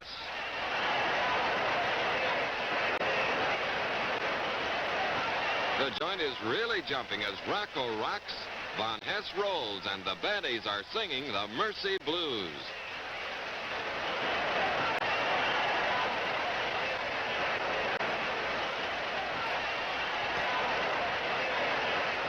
The bald battler, Skull Murphy, gets into the act, but his debut is a flop as he comes a cropper with a real belly flopper.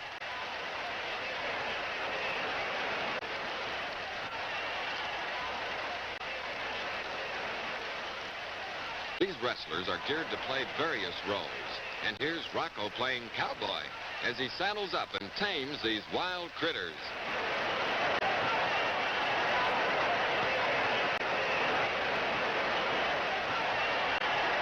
Rocco passes the assignment to Miguel Perez, and the Cuban cutie fulfills his duty.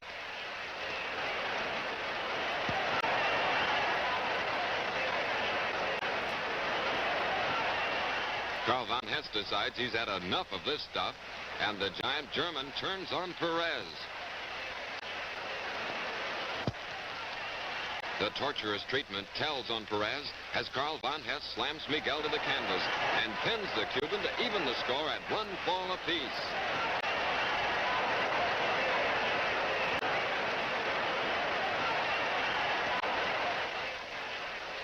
The squared circle is rattling in the third and final fall as Antonio Rocco takes matters into his own hands.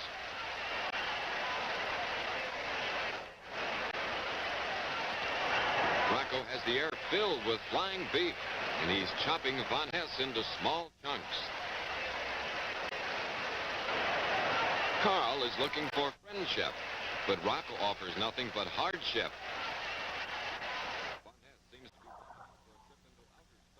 But the only trip he's making is to the map. Rocco must have had Mexican jumping beans for dinner. He's a barefoot bundle of bouncing dynamite.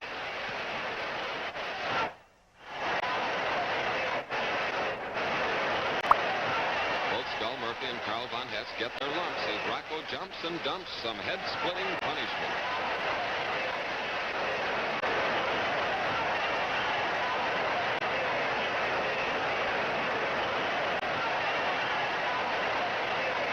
Abdul Argentine, acclaimed by many to be the greatest wrestler in the world, proves once again that he is just that. Rocco turns in a superhuman performance that spells defeat for Murphy and Von Hess. Rocco pins Von Hess for a 3 count in the third and deciding fall. Once again, it's proven that crime doesn't pay, as villains Skull Murphy and Carl Von Hess meet their doom at the hands of heroes Miguel Perez and Antonio Rocco.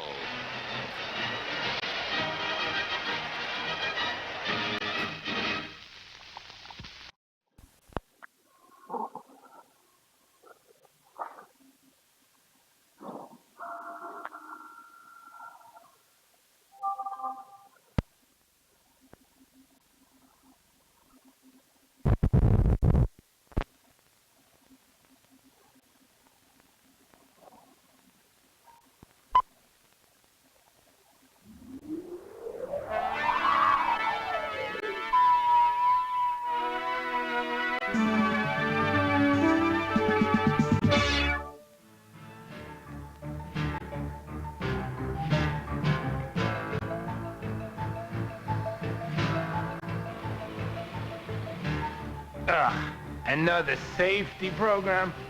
Hey, what for? I'm careful when I work. And an accident won't happen to me.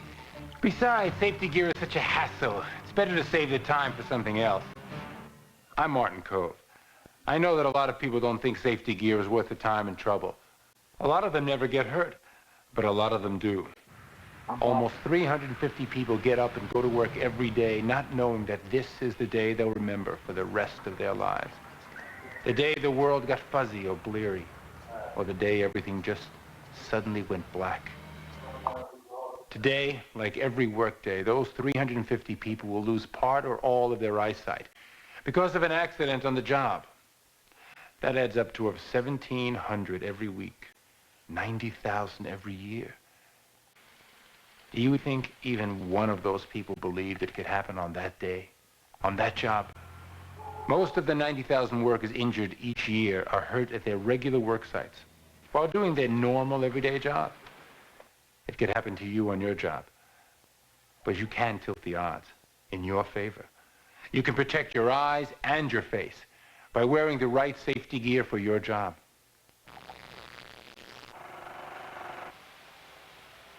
Your eyes and face can come up against a lot of different job hazards. And there's special gear made for every one of them. Your supervisor can help you choose the right equipment so your protection can match the hazards on your job. But you need to wear it. When there's bits and pieces of wood, metal, or whatever flying around, you need impact-resistant protection that takes the size, shape, and speed of the flying pieces into mind. Safety glasses resist more force of impact than even the toughest streetwear glasses. They can be lightweight and comfortable, even though they have thick lenses and special frames. Most safety glasses meet the safety standards set by ANSI, the American National Standards Institute. The lenses will always be marked with the manufacturer's monogram. If you use safety glasses alone, without a face shield or other protection, your glasses should have permanent side shields. They'll help keep the flying pieces from getting around the glass and into your eyes. If you need more protection, you can get it from safety goggles. For a lot of jobs, they're a good way to go. Some people think that goggles are overkill, especially for the small particles they have flying around. But the fact is, over half of all on-the-job eye injuries are caused by particles smaller than 0.5 millimeter. That's pretty small. So small that safety glasses, even with side shields, might not keep them out. Some goggles are designed with ventilation holes small enough to keep even dust out. Chipping goggles are used for real tough jobs where fast flying pieces hit with even more impact. Seems like there's a special pair of goggles made for every type of work hazard. If you're exposed to a chemical hazard, whether it's splashing, mists, vapor, or gases, you really don't want to take any chances. Many chemicals can damage your skin, some severely. A chemical that gets into your eyes can cause anything from a minor irritation to total blindness. These goggles are designed to keep out chemical splashes with special protected ventilation on the sides.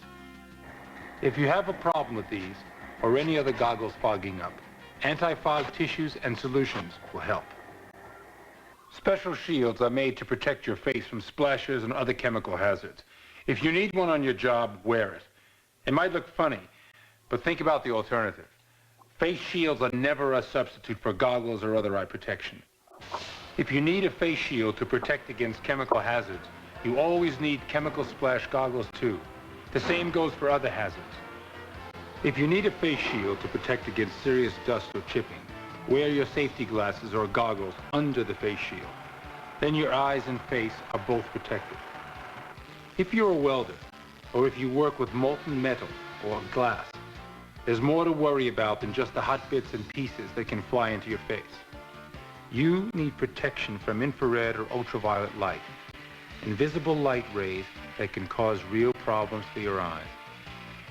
Welders, especially arc welders, their helpers, and even bystanders can get welder's flash, a severe eye inflammation caused by looking at intense ultraviolet light without eye protection. Helpers are often the victims because they don't know when they're close enough with the light to hurt them. You can't feel the light hurting your eyes. In fact, it can be hours later before you know that something's wrong. By then, you wish you had taken the time to protect yourself.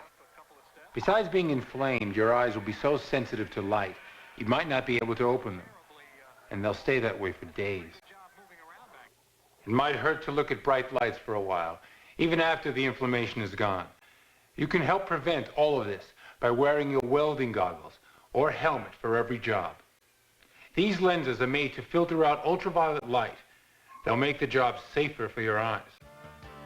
People who work with molten glass or molten metal get exposed to infrared, another invisible light ray that can cause serious damage to the lenses of your eyes. Intense infrared light can cause cataracts, turning the lenses opaque so the world starts looking fuzzy or bleary. A bad case can make you go blind. That's a chance nobody should take. And you don't have to. The right filter shade will block infrared and protect your sight. The light from a laser can cause problems too, but no one type of safety gear will protect you against all the different laser wavelengths. The protection you need depends on the type of laser you're exposed to. Engineering controls are just as important as safety gear, so be sure you're familiar with safety procedures and with all of the safety mechanisms on your equipment. Now this is my kind of protection. This hood was designed to protect the whole face and head from heavy dust or liquid hazards. And hoods like this one are fire resistant to protect against heat and flames. But no matter what kind of hood you use, it's never a substitute for your basic eye protection. If the hood doesn't have eye gear built into it, you need to wear safety goggles under it. Your eyes won't be protected if you don't. Remember, when it comes to protection, there's a lot to choose from. But a specific choice of gear is right for your job. Your supervisor can tell you what that is. The wrong kind of safety gear can be almost as bad as no gear at all. Now, I know that some of you still might think that eye and face protection is for other people. If you're not a welder or a chemical worker or a machinist, you might think that your job is not that dangerous, that all the accidents happen to somebody else. But the facts say that carpenters, plumbers, pipe fitters, masonry workers, machine operators, loggers, construction workers, and even groundskeepers are all at risk. Most of the workers injured on these jobs were hurt because they weren't wearing face or eye protection. They didn't think they needed it. If you already know you need protection, but you really hate to wear it, ask yourself why. If it's because you feel like a wimp when you wear the protection, imagine how you'd feel if you couldn't see. If wearing your gear always seems like a real hassle, ask yourself how much protection your eyesight is worth. If you think your safety gear is clumsy or uncomfortable, picture how comfortable you'd feel stumbling around your house trying to get used to your new life in the dark. Or what if you only wore part of your safety gear and your eyes were okay, but your face got injured? Not a pretty picture. But the good news is you can help prevent it. And your company wants to help too. Eye and face injuries hurt the company. To them, accidents can mean higher insurance costs, downtime, and the cost of training replacements. But to you, To your life, an accident can mean much more. So think about it. Every time you have to make that choice.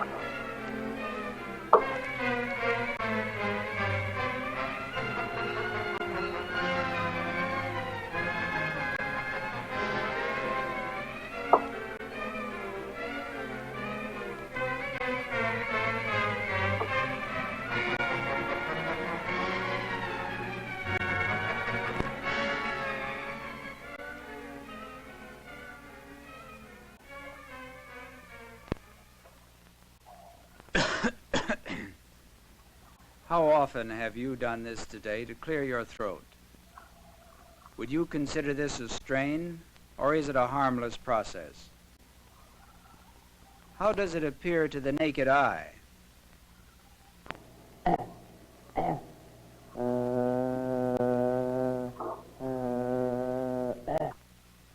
How many other activities do we perform in our daily existence which place strain upon the larynx? Singing, laughing, or just talking. Here is the larynx at work.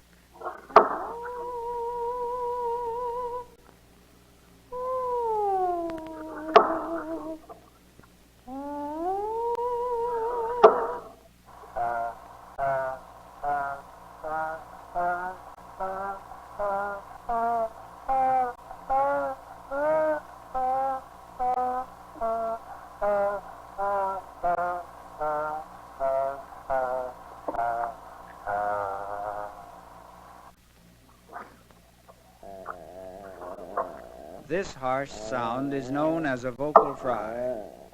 Can your eye detect the mechanics of its production?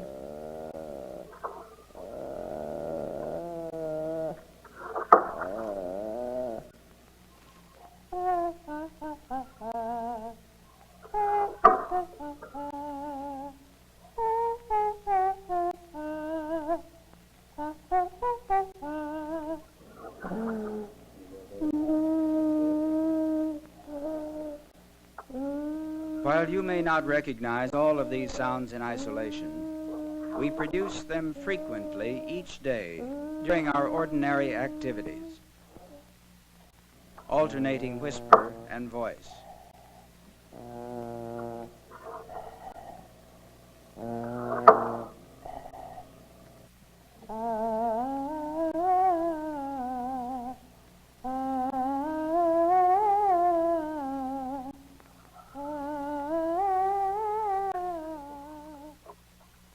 Clearing of the throat.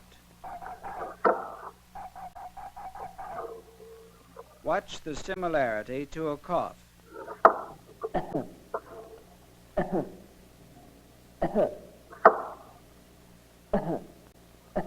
And laughter.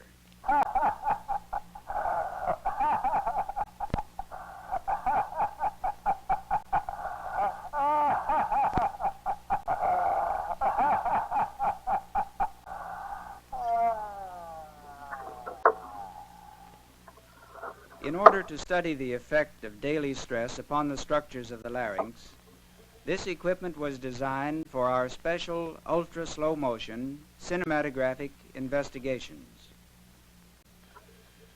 A 5,000-watt incandescent lamp is used for illumination. The intensity of the light is regulated by a variable transformer. The light passes through a cooling cell and is concentrated by a system of lenses onto an oblique mirror. From this mirror, the beam is directed to the small laryngeal mirror, and thence to the larynx. The image of the larynx, in turn, is reflected by a special laryngeal mirror to the camera. A Fast-Tax camera of this type permits exposures of 5,000 frames or pictures a second. This complicated arrangement was designed to photograph the larynx under normal physiologic conditions, just as it is examined by indirect laryngoscopy. While the patient takes her place on the mirror,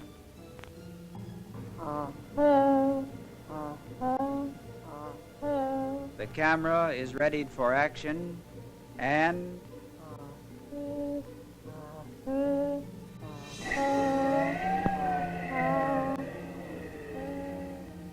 during this brief instant, 100 feet of film were exposed.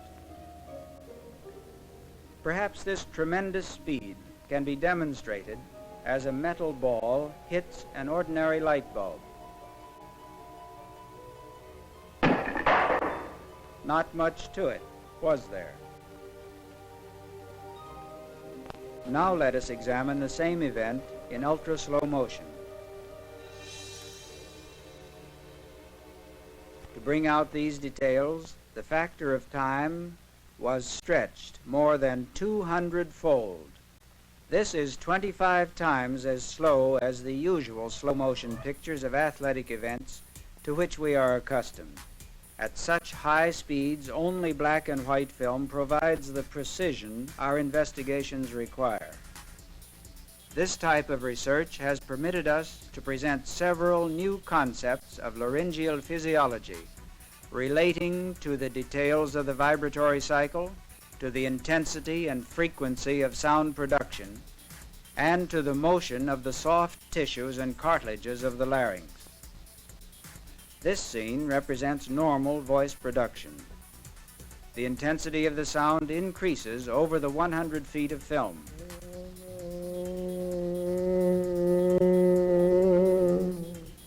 At this moment, the vocal cords are vibrating 200 times per second. Note the rapid opening phase, while the voice is weak, and the short period of approximation. This observation conforms to the traditional picture of the vibratory wave. The information may be presented graphically with the vertical axis indicating the glottal width in percentage and the horizontal axis representing time. as measured by the individual film frames. Note the rapid opening phase, the slow closure, and the brief period of approximation. The limitation of this finding, which has been accepted as a basic physiologic principle, is revealed when we examine the latter part of the same film strip. Here, at loud voice, the reverse ratio may be observed. The closing phase of the vibratory wave is now shorter than the opening phase, and the period of approximation has increased substantially. Returning to the graphic analysis, the superimposed graph pictures one cycle toward the end of our last scene. Note the contrast between the periods of approximation with weak and loud voice, which has also been observed on stroboscopic examination. Now note the reversed ratio between opening and closing phases, which is presented as a new physiologic concept. This finding accounts for the hitherto unexplained and contrasting results from different acoustic and physical tests. Extensive cinematographic observations on different subjects at different times confirm this phenomenon. This sequence shows a decrescendo. This first strip from the beginning of the film, where the voice is loud, again demonstrates the relatively long, brief closure and prolonged approximation. The latter part of the same film strip at low intensity. By contrast, note here the short opening phase, prolonged closure, and brief approximation. Further experiments indicate this is the result of two interacting forces. First, muscles and ligaments in the larynx, which was apparent in the previous film strips. And second, the pressure of the air column activating the cords. Observe the looseness of all structures in this type of easy voice production. On the corresponding graph, compare the rapid opening phase with the extremely long closing phase. There is no complete approximation. These graphs were prepared by our associate, Dr. Timke, from our motion pictures.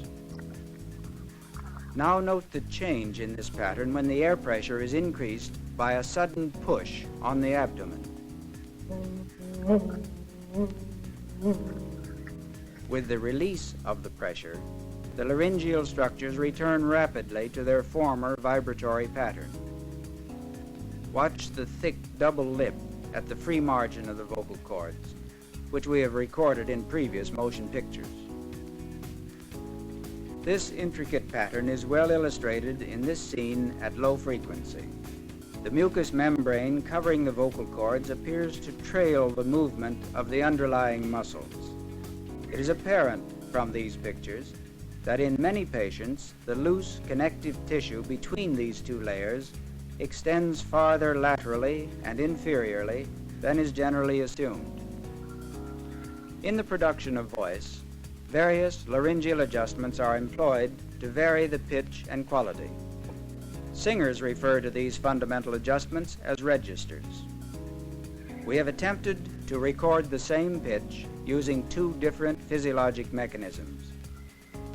The first scene portrays the chest register of a young man at a frequency of about 175 cycles.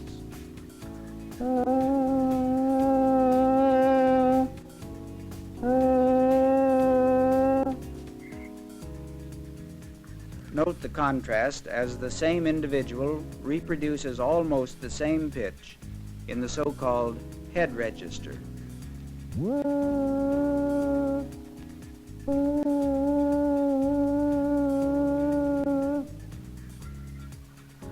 The two graphs demonstrate the differences in the vibratory cycles. In the chest voice, we find a long period of approximation, whereas the head voice shows but a momentary contact. As expected, the relation of the opening and closing phases remains the same at similar intensities. In falsetto, the vibrations are much faster, and there is even less contact between the vocal cords.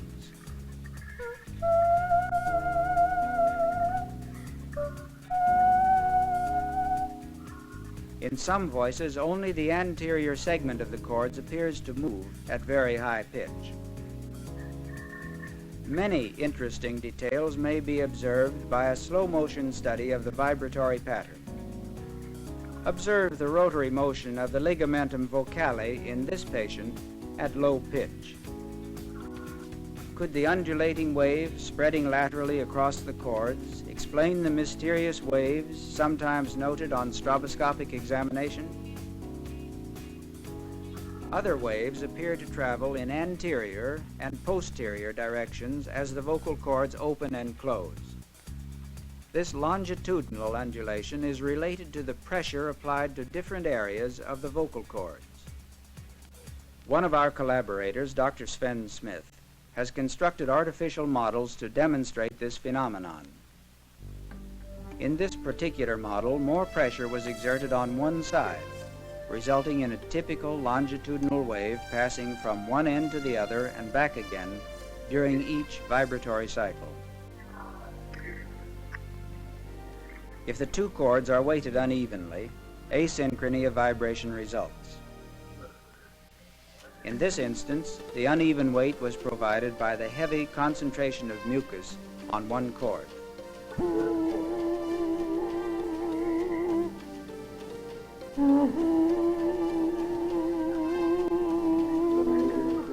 Many other interesting phenomena will be observed on further study. Unfortunately, the scope of this film restricts the extent of our comments. Note here the involvement of all laryngeal structures in ordinary sound production. Observe the movement of the highlights, not only on the vocal cords, but also on the ventricular bands, in the arytenoid area, and even in the piriform sinuses. In this particular instance, these highlights reflect not only the vibratory frequency of the vocal cords, but also the modulations of the vibrato in an accomplished singer. Is it doing it over there?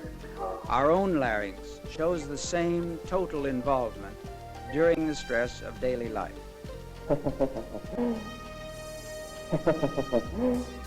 How many times each day do we abuse our vocal mechanism in this manner?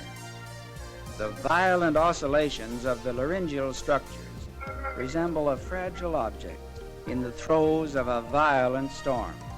Hardly cause for amusement.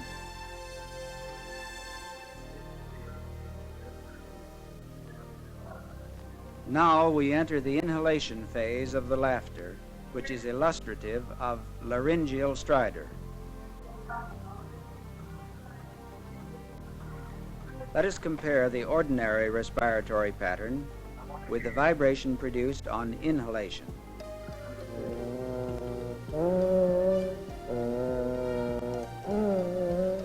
Here, the normal exhalation sound is coming to an end, and the laryngeal structures undergo the necessary readjustment.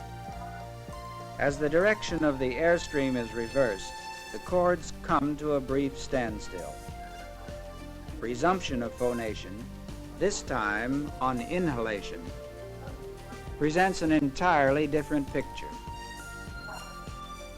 Does the extension of the vibratory wave laterally give a clue to what might be observed from beneath the cords during normal phonation? Graphically speaking, in inspiratory sound production, the opening phase is extraordinarily long. The closing phase extremely brief, while the period of approximation takes up about 1/3 of the vibratory cycle. Even a light cough or clearing of the throat causes havoc in the larynx. This scene is included principally to show the movement of the supraglottic structures, particularly the epiglottis. During the course of this brief exertion, the rim of the epiglottis actually strikes the posterior wall of the hypopharynx, then recoils rapidly in a peculiar compound curve. We have measured the time of this maneuver and found it to be less than 3/1000th of a second. Speed, even in our jet age. To a much lesser extent, a similar process may be observed frequently when a vowel is initiated during ordinary conversation.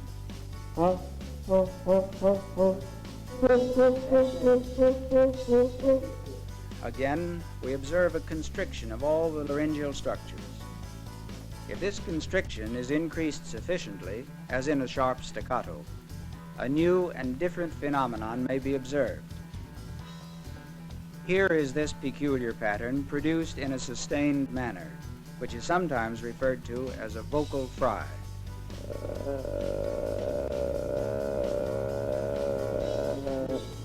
Remember what you visualized at normal speed at the beginning of this film. Now watch what really happens. The vocal cords beat in a syncopated rhythm with a long closed phase following every second beat. What a novel and extraordinary configuration. This graph illustrates this biphasic pattern. The two peaks follow each other in rapid succession, while the closed phase takes up almost 1/2 of the total biphasic cycle. Acoustic measurements of the voice reveal a subharmonic of 75 cycles per second, 1/2 the fundamental frequency of the sound produced. The same film strip also shows another unusual movement, this one in the longitudinal direction. Instead of the usual pattern, there is an elliptical opening traveling from the arytenoid area to the anterior commissure as part of each vibratory cycle. Here is the same biphasic cycle in another person with a completely normal voice. This phenomenon can be observed only by ultra-high-speed photography. It has not been reported previously. Further research will be required to determine the underlying acoustic and physiologic factors. Dr. Smith has tried to explain the mechanics of this shift aerodynamically with a special model. This view presents a sagittal section through the sound-producing area. Observe the extensive vibratory motion progressing up the walls of the airway, and also the biphasic beat at the superior aperture. The various models use this film. The central rubber tube of the large model is weighted on each side by foam rubber and slit in the center for cross-sectional observation.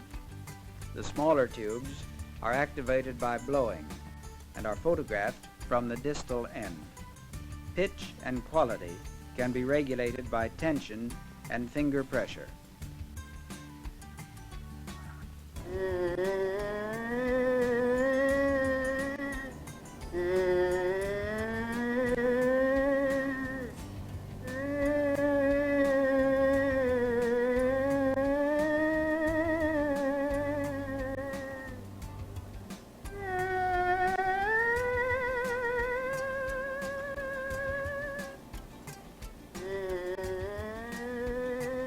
Ultra-high-speed photography of the larynx has uncovered new information on normal laryngeal physiology under daily stress.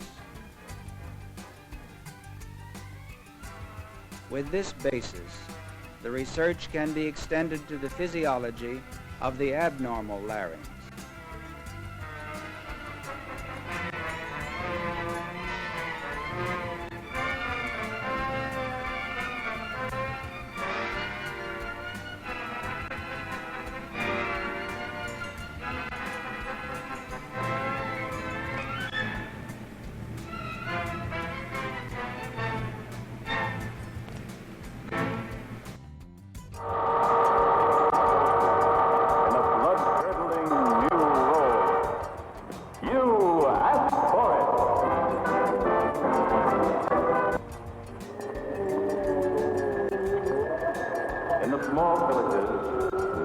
among the Transylvania mountains is told a legend that on the hour of midnight, strange human-like creatures possessed by the devil himself would come out of their graves to claim the souls of innocents and turn them into vampire bats. A warning. What you are about to see is not for the faint-hearted.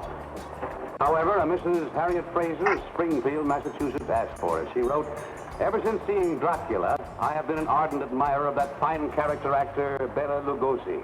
I have missed his unusual roles on the screen recently. Could you arrange for me to see him on your show, Mrs. Fraser?" Mrs. Fraser, with a great deal of pride that we present to you now the great character actor, Bela Lugosi, in a television premiere of a new role, that of Master Illusionist.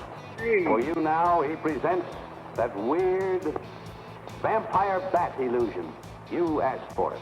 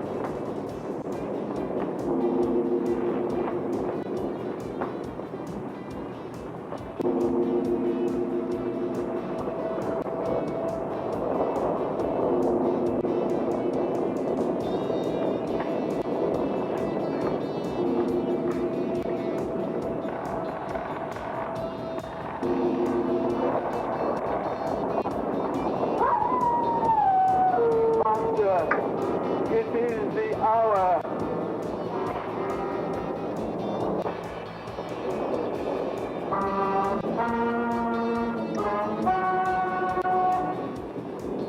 Go get the girl.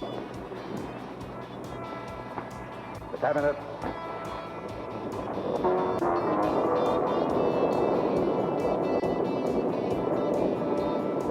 Open it.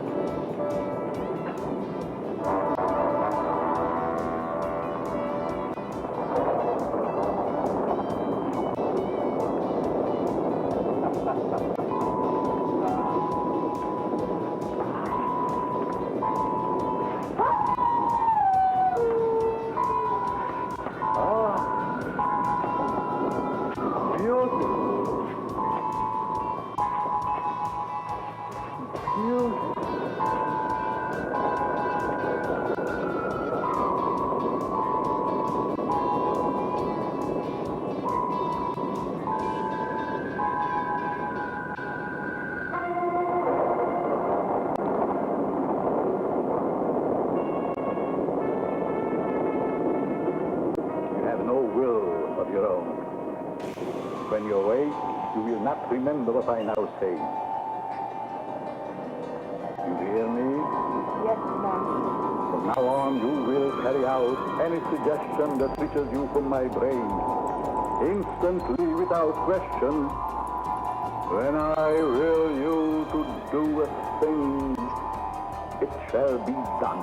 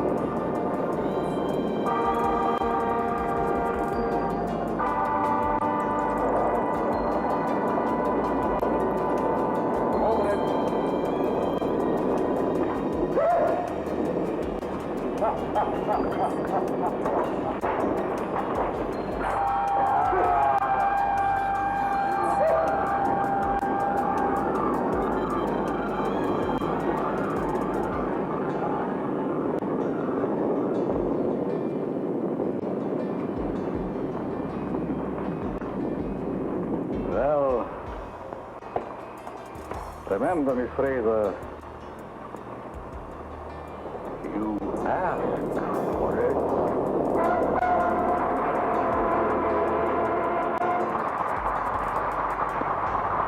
Yes, Mrs. Fraser, you asked for it.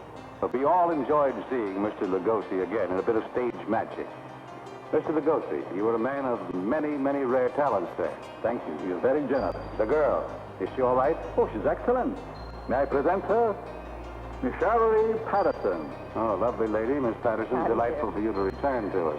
They congratulate you, too, on the splendid work you did in RKO's 3D thriller, That Second Chance. That's the first 3D that boasts the names of people like Robert Nixon, with Linda Darnell. That's right, Jack Palance. Oh, it was really a thriller. You know, they have that cable car way up in the sky, and Jack Palance and Nixon have a terrific fighting. It's really full of suspense. I know you'll enjoy seeing it. We shall indeed. Second Chance. Thank you very much for helping us. And Mr. Lugosi, how about your plans? When are you going to bring your distinguished acting back to the screen, sir? There are a few things coming up. The first is a three-dimensional motion picture called Phantom Ghoul. And the second is a television series which will be produced by Ted Allen and called Dr. Acula. Dracula? Dracula? For heaven's sake, no. Just Dr. Acula. I see.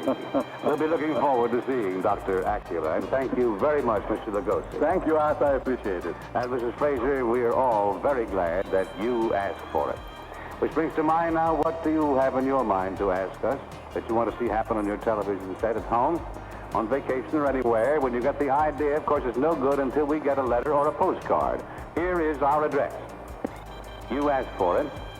Box 323, Hollywood 28, California. We kind of thank you in advance there because it's very interesting to see what you, the boss, would like to have us do. And now, before saying goodbye for Skippy, America's largest selling peanut butter, here is Hugh Conover with the bulletin. Hugh? Right, Art? And here it is. Bulletin. Wanted. Rob Sims, originator of flying motorcycles. Betty Fox, who skips rope on a small platform suspended 13 floors above the street. The goddess of fire, who dances with her body encased in flames. The world's fastest self-propelled human. If you know any of these persons or things, wire or write, you ask for it in Hollywood at once. Remember, you'll see it here because you asked for it.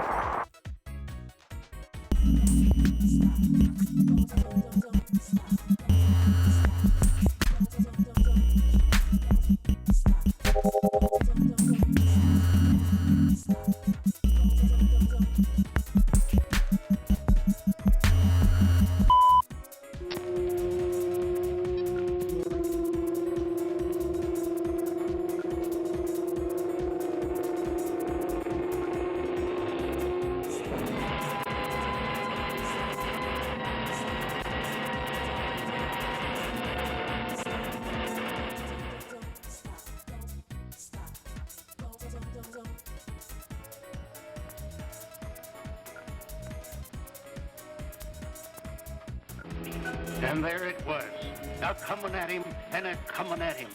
And all he could do was stand there and gape at it. And then what, Cap? Well, I don't know, Sally, as you're rightly old enough to hear the rest of it. Oh, Cap. Well, the way this doom roller came wheeling along, you might say it was like a great big hoop snake going along with its tail in its mouth. Only maybe more like a big, thick truck tire. No bigger than a truck tire? Oh, way bigger. Higher than a man can reach, and all fiery and burning and throwing out this awful light, just as yellow and hot as the sun, and a-coming along and scorching and shriveling up everything in its way. All right, Sam. So it's fiery and it's big, and you've scared Sally half out of her wits again. Sally, this dune roller's a wonderful Northwoods yarn, but don't forget it's still a yarn. Well, you can call it just a yarn, Sam, but all the same. Yeah, I know. Just a yarn. Why do they call this place Lightning Island?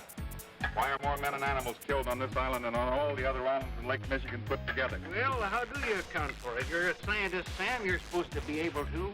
Cap, I'm a biologist. I'm not a meteorology man. Suppose it could be caused maybe by some ore condition under the island, or maybe some trick air current over the dunes. Maybe we'll know when that mining friend of the doctor gets the shaft blasted out. Sam, can we go down and see the explosives again this afternoon? No, we cannot. I got them safely put away till the expert gets here. And I don't want you playing around with that explosive again, either. I haven't touched it, Sam. Honest, I haven't. Hey, Sally. It's almost 4. I thought you were going down to meet your father at the dock when the mailboat comes in. Oh, I was just going down, except... Business before pleasure, huh? Well, are you still paying me a dime for each one of these things I can find? Or have you got enough? No. The deal's still on. 10 cents for every one of those mystery drops you bring in. How many you got? Here, 3 more. I found them out on the dunes. There you are, 30 cents. Paid in full. Thank you.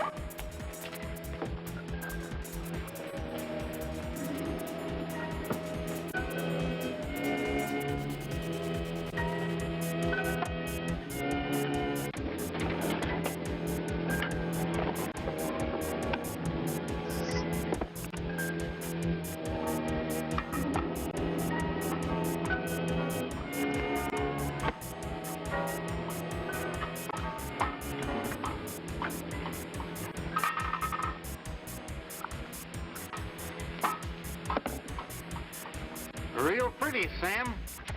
At least in an ugly kind of way. Got it figured out yet what they are? No, not within a mile, Cap.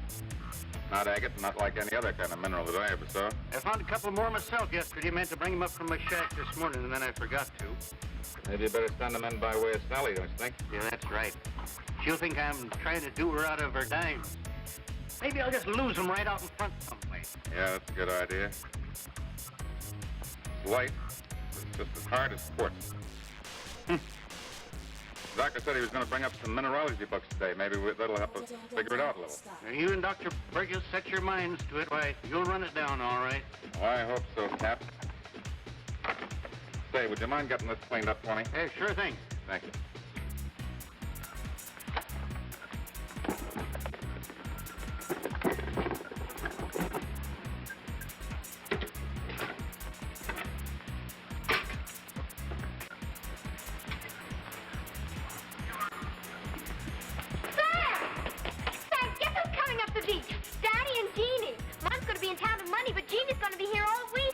My goodness, I better get a clean shirt on, don't you think? It's too late, Sam. If you were going to dance me with a clean shirt, you should have thought of it an hour ago.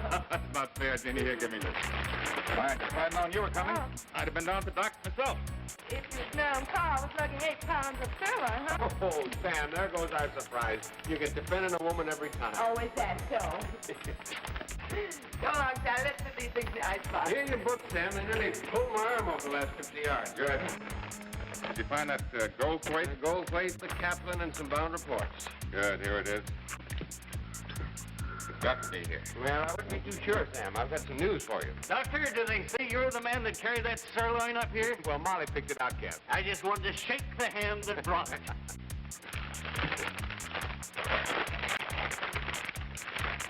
No. The one quick check I was betting on doesn't seem to have it. No, I could have told you that, Sam. Come on over here a minute. I want to show you something. I took this sample by to Keppel in the physics lab yesterday. Uh-huh. You still keep the others in the drawer up here? Yeah.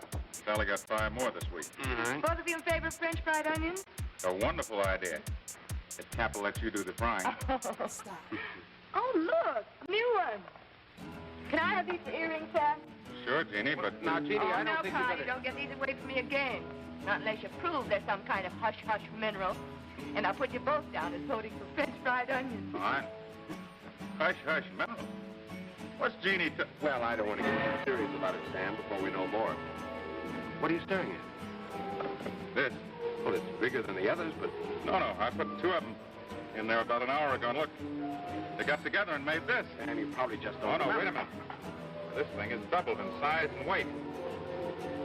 Well, maybe they could have fused together.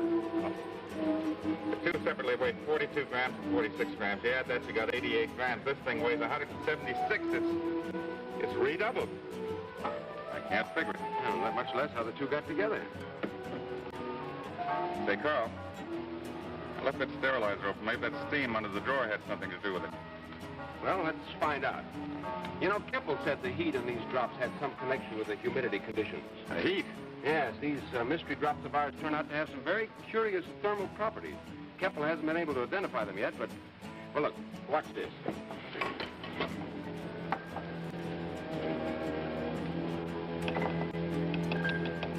Here. Hey, that's hot. Yeah, it wasn't when I picked it up. You mean just tapping it against that Yeah, drop? they have some unaccountable source of heat. Sometimes when we tapped them, nothing happened, and at other times, we got intense heat with fewer taps than just now. Yeah, well, there's no perceptible change, but I still think you're right about the steam. I tell you what, Sam, let's reproduce the original conditions and see what happens this time. Yeah, that's a good idea. Is this where you had them? Uh-huh, just exactly. Okay. Oh, wait a minute, Phil. Yeah? I had the drawer out about like this. But I still don't see how heat could affect the mineral. Well, as you say mineral, but it could be a kind nobody's ever known. Suppose it came from a meteor. A meteor? Yeah, maybe a meteor that struck along the lake here centuries ago and smashed into bits or cracked up on the way down. Yes, but with one unique difference. This meteor, if that's what it was, is trying to get itself back together again. And when it doubles, it does. Wait, when it does. 2 and 2 makes 8, not 4.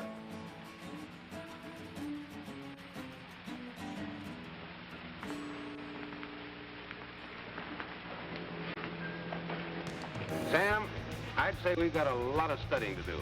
Although I suspect it'll take more than a physician and a biologist to deal with this before we're through.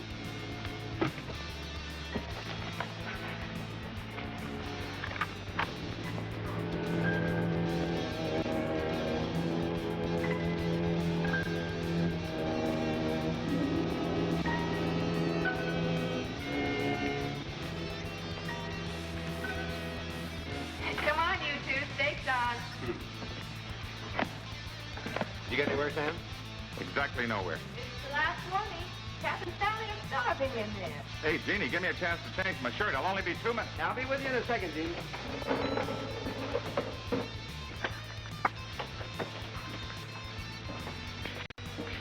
Carl. No detours. Last one at the table gets to do all the dishes.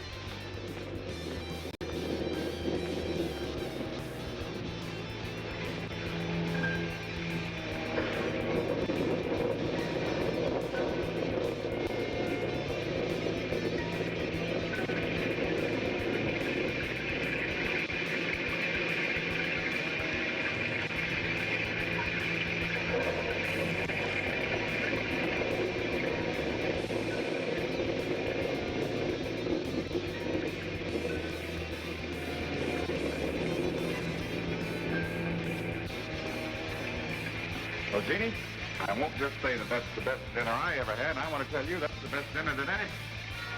Hey, Carl! Carl! What is it? Look here. Those last two got together all right, and then the two doubles took off. Yeah, look. The two bigger ones were joined up about here. Look, Yeah. Sam, out the door. Breaking its way right through the door. It must be outside.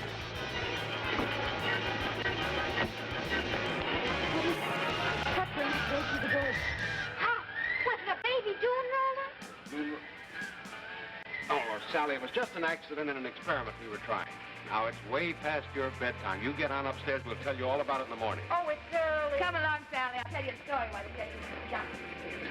Well, Cap, it's a mean night out. We could probably fix you up a bed here if you like. Oh, no, thank you, Doctor. I'll head on down to that shack of mine. Then if you and Sam start burning up the island with these experiments of yours, at least I'll be near the water. Well, did you find it? No, I lost track after a few feet. Too much rain out there. Say, Cap. Did you say you had 2 more of those drops down at your shack? Drop? Oh. Oh, you mean those bits of fancy quartz or whatever they are? Yeah. Why, sure, I can fetch them right back up to you now. Oh, it's too bad out tonight. Just bring them up in the morning when you come, will you? Yeah, be glad to. Before I am. All right, Cap. Well, then you did get this rig fixed up down to Cap's house. Nobody, Sally didn't tell me. She didn't? She should have. She and Cap have been talking on it all week. Try some more of this reagent.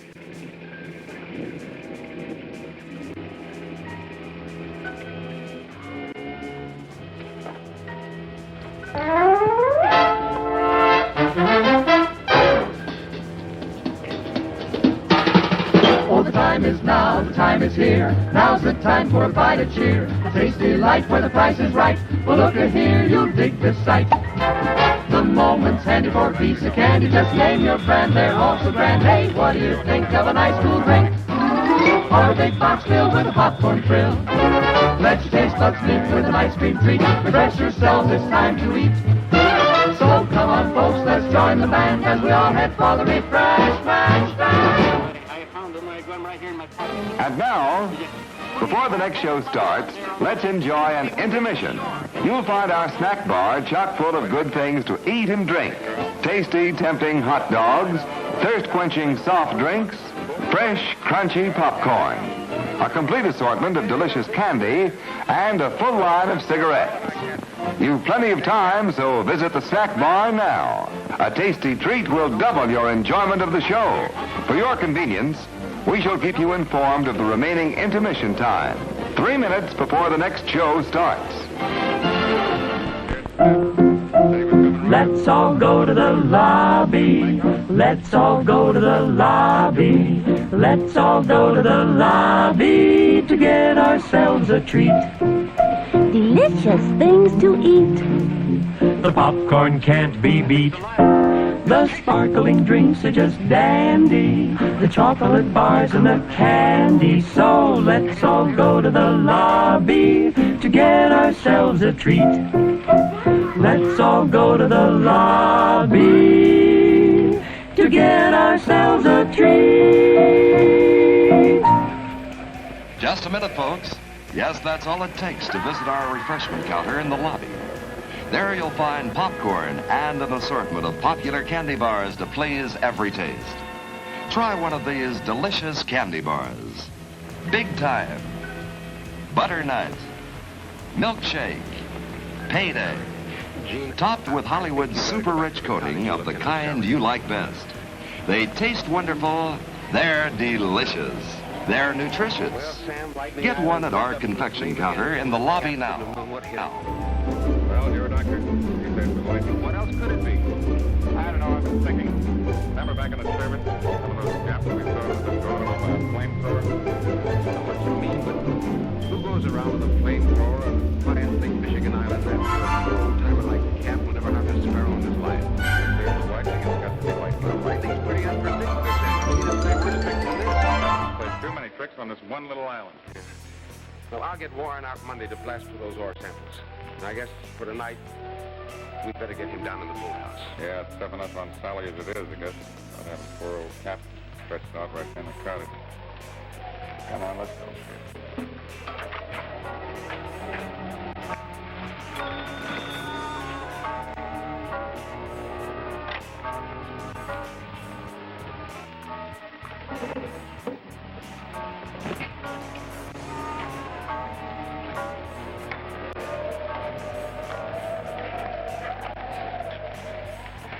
I just tried to ring it down at Cap Shack. Yeah, we took him down to the boathouse, Gene. Needs to be dry and better protected there. Poor Cap. He was so proud about our success with the dinner tonight, and then afterwards, when... Yeah, Jeannie, I guess we'll all miss him. Probably Sally more than the rest of us. What about Sally, Jeannie? Were you able to get her off to sleep again? She wanted to wait up, but she fell asleep right in the middle of the story she was telling me. She was telling you? Seems to work better, she tells me. This was one of those horrible ones that Cat tells about the doom roller. The doom roller? You know, that's what she called this thing that burned its way out tonight, a baby doom roller. Hey, Carl, we forgot something. Didn't Cap say you have a pair of these dropped in his pocket last night he was bringing up to us? Well, you talked to him, Sam. Sure he did. He said he had 2. We couldn't find them, not in his pocket. This is all he had or all I could find anywhere around him. I don't see they matter now, Sam, but I've been wanting some fresh air, and I'd be glad to go down to Cap Shack and have a look. You want me to? No, Jeannie, you stick here with us. I don't want you wandering down to that shack in the dark. We can check it in the morning. Well, Carl, I've been thinking. The dune roller, that tall tale that we've been laughing at all summer. No, Sam, we're just keyed up. No, we know that this thing can give off heat, confuse, and double in size and weight. You said yourself it might be parts of a meteor trying to get back together. Oh, Sam. Why not? Well, there's a big chunk of that stuff out there somewhere, a mass that can get hot and move if the conditions are just right. You know, if it's dark and there's plenty of moisture. As I see it, there are just two things we can't answer. Those mystery drops and these deaths by lightning. Must be some connection between the two. Wait a minute. Suppose that these deaths were caused by something like a giant rolling flamethrower. What kind of four are you making with your 2 and 2 now, Sam? 8, I guess maybe 8,000 the way these drops are behaving. And you think there's a great hot chunk of this out there that these smaller ones are going into and building up? Well, I think it's possible. Maybe when they're small enough, it might take them years or even centuries to get back together. But after a certain critical size, this thing might gain in momentum. And then what would happen if it got near somebody who's carrying drops like that? Say, we better get those 2 back from Jean. Wait a minute, where is she? She's outside, I'll get her. Hey, Jeannie! Jeannie! Jeannie, what are you doing down in that shack? I thought you might want those missing drops that Cap had, but I can't find any here. Sam, you don't have to shout at me. Of course I'll come back up. I'll meet you on the path, but just get going. No, there's nothing to worry about. Just get started. Sam! Sam, there's an awful light out in the water. It's coming in toward the shack.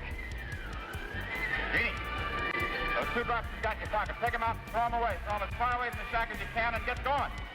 But Jeannie, throw those drops away fast.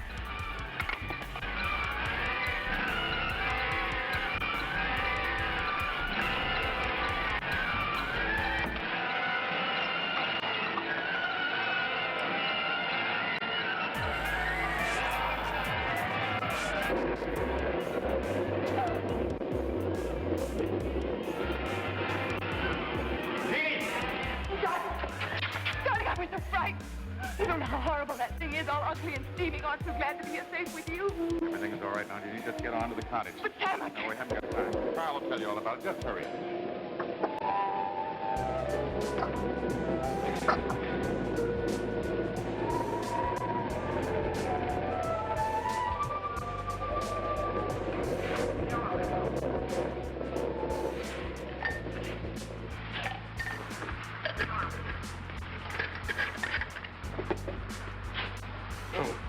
Jean, you must be exhausted. I'm all right now, Carl. It was awfully close now, but too close. Well, you just rest here for a minute. I've got some work I've got to do.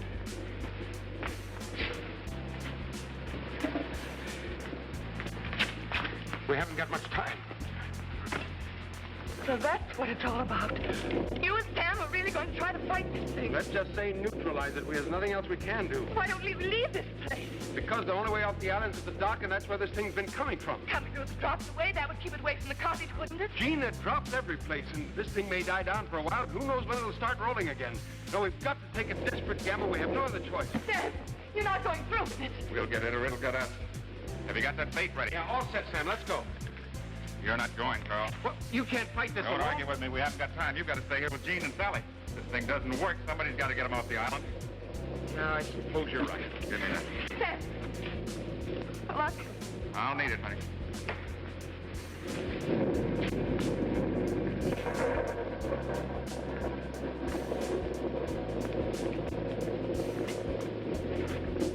There's only something we could do. Nothing. Except trust in Sam and wait and hope and maybe say a little prayer. Give me 1 more minute. Just 1 more minute. Hey, out of your mind. Get back to that cottage. I could just sit and wait. Now, wait a minute. It's time that thing's coming. Get behind that rock. Cover up your head. Wait a minute. The bait.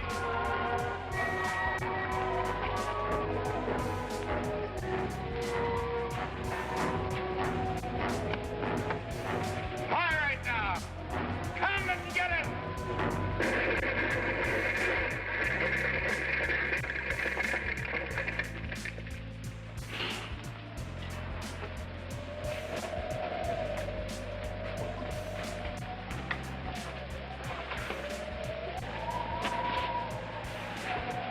Are you hurt, Jenny?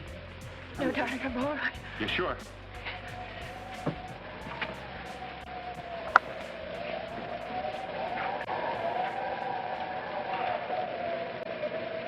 Oh, Sam, you must have blasted this into 1,000 pieces. Yeah, I think we got it under control at least. So we can get it where it can be studied. I hope that theory works out. Oh. In reverse. I don't think this thing can rebuild if it ever can. No, it hasn't got a chance, Sam. Not after this. We'll never know, Carl. We'll never know.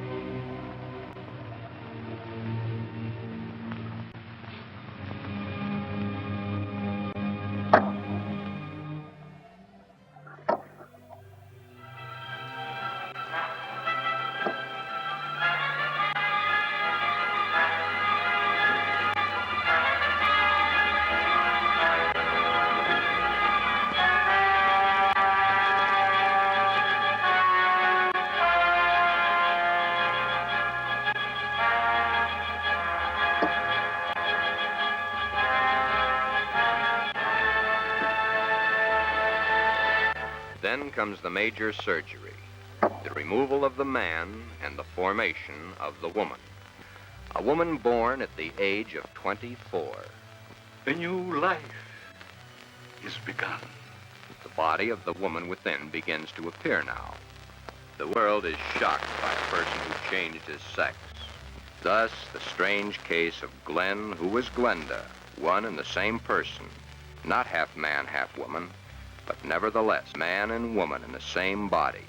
He dares to enter the street dressed in the clothes he so much desires to wear. Glenn is engaged to be married to Barbara. Glenn's problem is a deep one, but he must tell her soon. She's begun to notice things. Soon she will realize. He learned that foreign doctors were doing marvelous work with a sex change. Man to woman, woman to man. Say, did you read about the guy that had his sex changed to a girl? Says he was perfectly normal, too. How can a guy be normal and go and do a thing like that to himself? What about their children, Doctor? Would their children become the same way their father is? Glenda has made the decision. If the newspapers had not gotten hold of the story, it would have gone untold, unnoticed as so many others in medical history. Why is the modern world shocked by this headline? Why? Do you realize what would happen if every man in the country that wanted to wear women's clothes or felt like a woman went to their doctors and wanted a sex change? Glenn and all the hundreds of thousands of other Glens across the nation face quite a problem.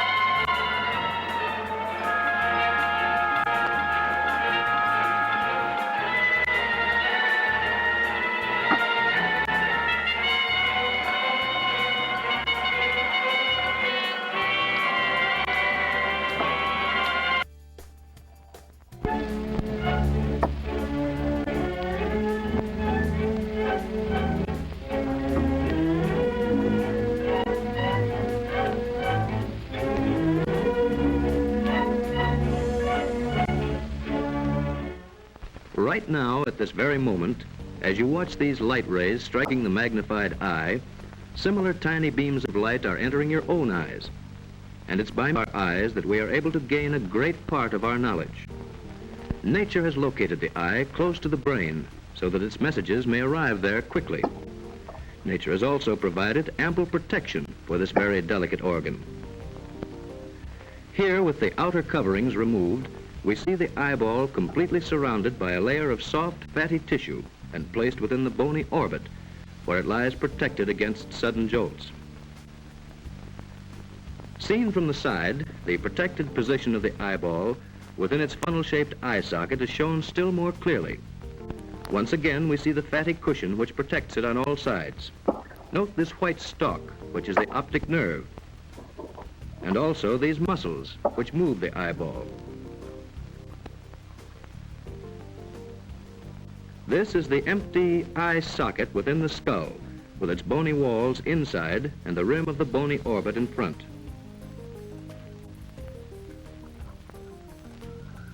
By gradually restoring the outer portions of the skull and also the covering tissues, we can now realize the location of the entire eye in relation to the outline of the face. Another important safeguard to the eye is the tear gland, which secretes the tear fluid. This is an effective germicide which drains through the tear ducts into the nose after flushing and cleaning the entire eye surface. The eyeball itself has a white, glistening surface. Its front part bulges and forms a highly transparent window. In this sectional view, the capsule of the eyeball is seen to have 3 layers. This thick, tough outer layer is called the sclera and serves to protect the delicate structures within. This transparent bulging portion is called the cornea. Notice also the crystalline lens, which is one of the main features of the eye mechanism. The second layer is called the choroid. It consists of 3 different belts or zones. The first zone is called the choroid proper and is the part that carries nourishment to the tissues of the eye.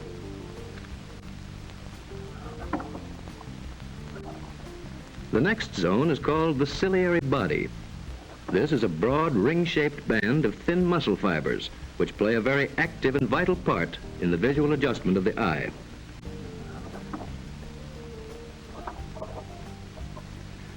The third zone is the well-known iris, which expands and contracts the pupil much like the diaphragm of a camera. The iris will soon be described in greater detail. Here is an outside view of the entire choroid, which shows the dense network of arteries and veins carrying nourishment to the eyeball. You can also see the shape of the ciliary body and the iris.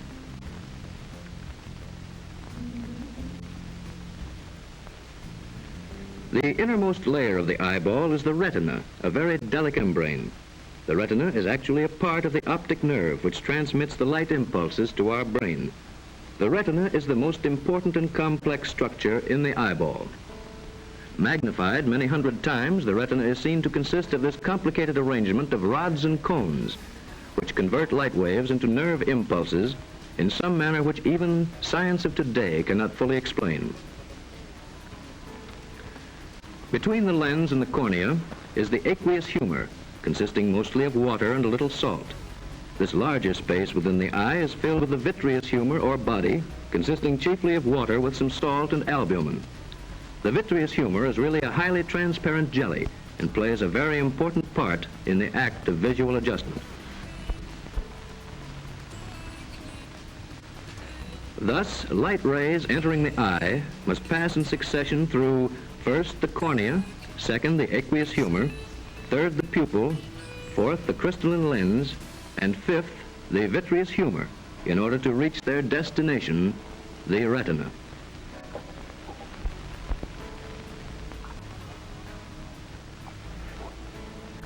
Now, just how do light rays act to form a clear picture within the eye? First, let us realize that light rays reflected from any object radiate in all directions, and that as an object moves farther away from us, the angle between the rays that enter our eyes grows smaller and smaller. And finally, when the object has reached a distance of 15 feet or more, the rays entering our eyes are practically parallel. Now, nature has provided that parallel rays shall produce a sharp image upon the retina without any effort. and, as one may say, with the eye in a state of complete relaxation. But if a distant object approaches the eye, the angle between entering rays again grows larger. This increasing angle changes the direction of the light rays as they pass through the lens, so that the sharp image falls behind the retina. As a result, the image upon the retina tends to become blurred. This blurring causes a response or reflex within our brain, which brings about harmonious internal adjustments of all parts of the eye. This adjustment is called accommodation. Accommodation restores the sharply focused image with marvelous speed and accuracy. This is all the more remarkable because the distance between lens and retina is fixed, and the lens itself must change its shape. Now compare this with the focal adjustment of a camera. Here the lens remains unchanged, but the film itself is moved until it reaches a sharp focal image. It is also necessary that both our eyes be fixed upon the same point in order that we may see an object clearly. Thus, as an object approaches us from a distance, our eyeballs turn accordingly. This movement is called the convergence of visual axes. This action is shown here as the object approaches and recedes.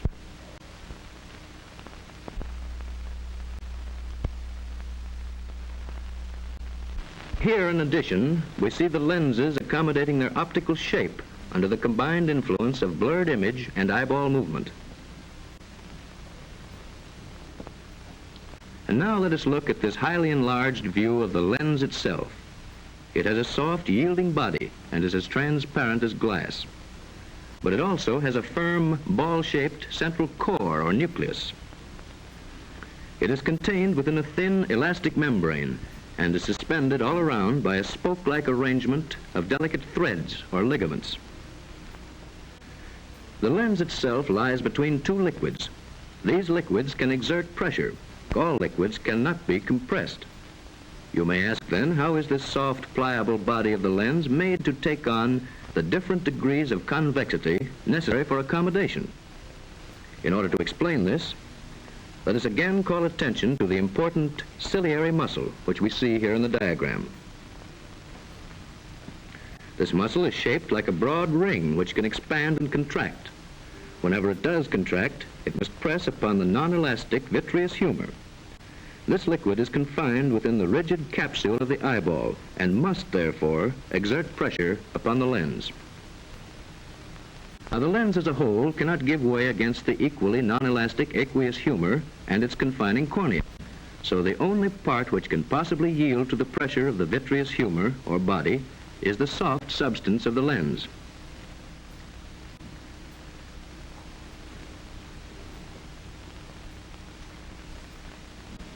This lens substance is thus molded into an even curve against the rigid ball-shaped core, thus forming this highly convex bulge which science has called lenticonus.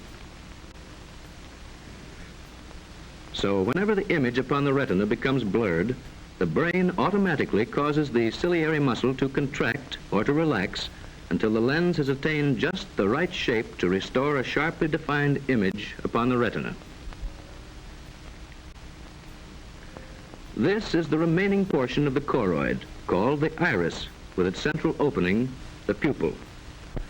Like the diaphragm of a camera, the iris regulates the amount of light and sharpens the image upon the retina. The iris acts automatically, and so is an important link in the process of accommodation.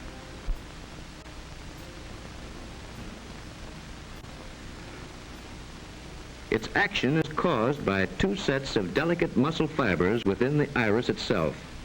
These muscles are shown here in simplified diagram. These spoke-like radial fibers pull the pupil open. This ring-shaped muscle around the pupil closes it.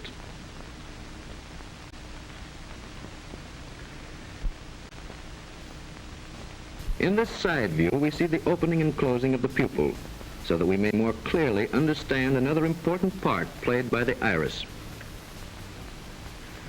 Whenever demanded by conditions, the lens acquires this peculiar bulge called lenticonus.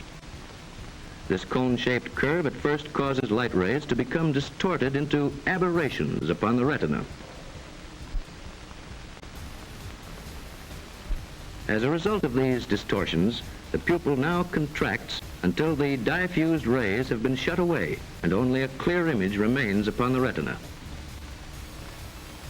These interesting mechanics of the lens are not generally known, and the facts presented here have only recently been accepted by science. It is well for us to know that our eyes are one of our greatest gifts of nature and are indeed worthy of our constant care and protection.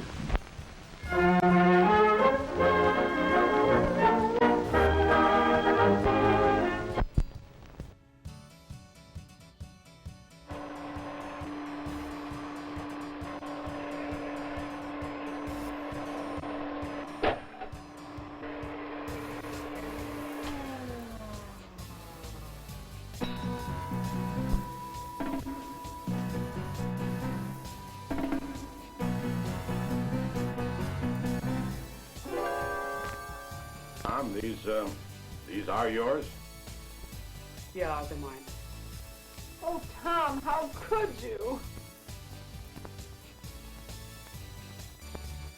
Like all too many of his contemporaries, Tom is experimenting with something he knows little about which too little is known by anyone. Marijuana. It's a scene which must have times, in countless ways, all equally heartbreaking. The father-son confrontation. Mom smokes like a chimney. And you have a drink every day and smoke too. Not the same. Why not? It's easy for you to stand there with a cigarette in one hand and a drink in another and tell us not to blow pot. Have you really considered all the consequences? There's not a shred of evidence that marijuana is any worse than nicotine or alcohol. You can get cancer. Your liver can rot away. Well, if you're right. You rather look down on my generation for getting hung up on smoking and drinking, knowing it's bad for us. You think we're stupid. Maybe you're right. But does that make your generation so all-fired smart for getting hung up on grass? You can be harmed by that, too.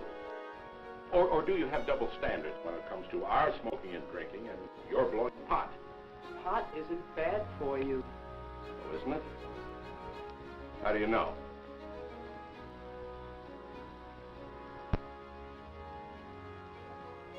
Studies concerning marijuana's possibly harmful effects have been made, although they're not yet conclusive. But some facts are known. Some effects have been established. There are apparently few physical manifestations, a reddening of the eyes, lowered body temperature, and a certain inability to coordinate movement.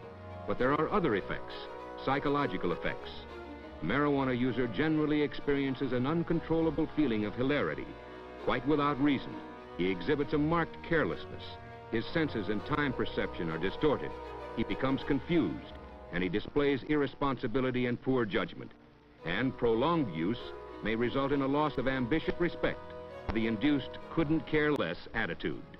But grass is not a dangerous drug like heroin. You don't become an addict. May not be physically addictive, but it is habituating.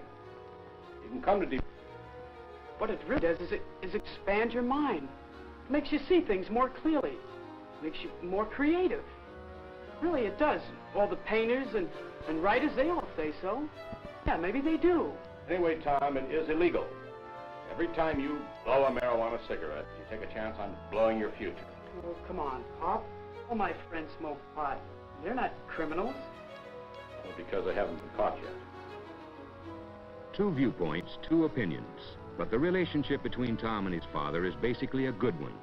Tom's father believes in his son, and he challenges him, find out the actual facts about smoking grass, the pros and cons, fair and square. Don't hear only what you want to hear. And then if Tom is still honestly convinced there's no harm in doing it, nothing further will be said. Tom agrees. He's only smoked pot occasionally for a few weeks. He's really new to the scene. Well, here, you can start with this. Oh, Pop, come on. Establishment propaganda. Read it anyway. Yeah, sure, later. But I've got a better source of information.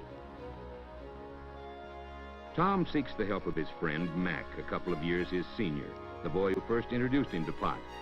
Mac thinks Tom's project is real square, but he agrees to get him all the dope. No pun intended. He knows just where to start Tom's education, at a garden pot party held by one of Mac's friends. Smoking grass is a private affair and doesn't harm anybody, he's told. It's a groovy way of relaxing, opening your senses. Tom is most interested in what he sees. These people, most of them college students, are bright and well-adjusted, very sure of themselves and their ability to handle anything. Obviously, they are all able to blow pot occasionally without ill effects. Well, almost all of them. Pot doesn't have the toxic effects of cigarettes, he's told, and it doesn't lead to the excesses of behavior that alcohol does. Ability to coordinate movement. The negative effects of smoking grass are exaggerated. All it is a neat way to dispel the problems of the day for a little while. Uncontrollable hilarity without reason. Mac has managed to get himself stoned. He has a great idea. He'll take Tom to see someone who can give him the real lowdown, a true expert on the grass scene.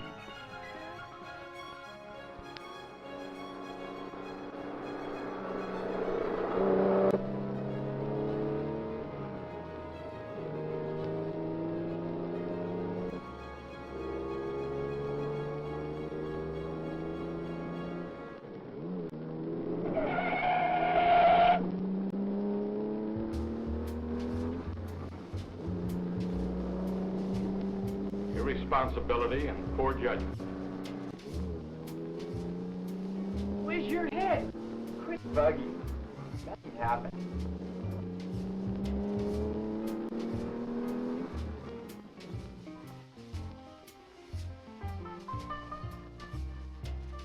Mac takes Tom to a psychedelic shop, a head shop. The place is something else, out of sight. A pot smoker's supermarket, a psychedelicatessen. It's run by a man named Harry. Harry is a real veteran of the grass scene, and he gives Tom the word. He's very persuasive. Everyone, but everyone's on grass. All the big ones, of course. The best writers, the best musicians, the best... It's definitely the scene.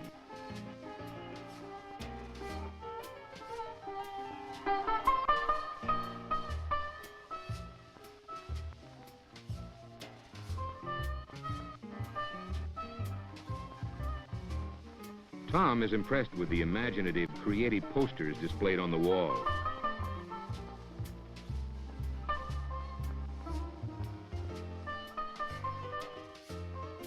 And he asks Harry about the artist. But it's Mac again who has the answer. He knows the artist. Man, he painted those posters a couple of years ago.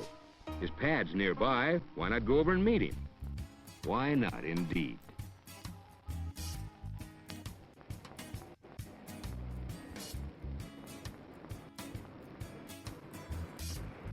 Hey, man, got any spare change? Sure. Here. Loss of self-respect.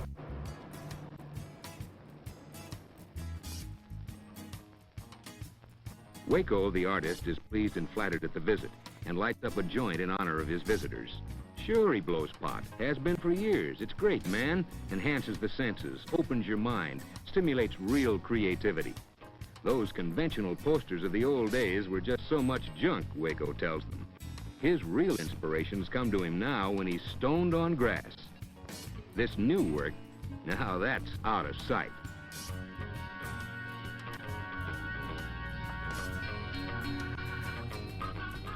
They only think they create better things. Waco insists grass is the greatest. That's where real expansion of your mind and talents can be found. Turn on. Tune out of the rat race and its square problems. And tune in on real self-knowledge and creative power. Waco, come quick. Bunny is Waco's wife. There's trouble, big trouble. The man is busting her younger brother.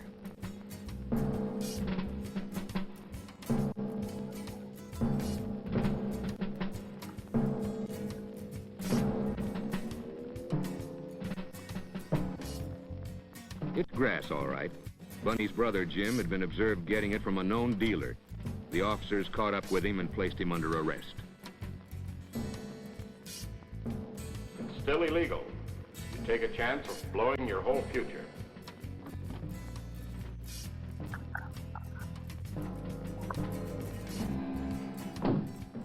Bunny wants to know what the officers are going to do with her brother. The officer explains that Jim and the evidence found will be taken to the police station. She can get all further information there.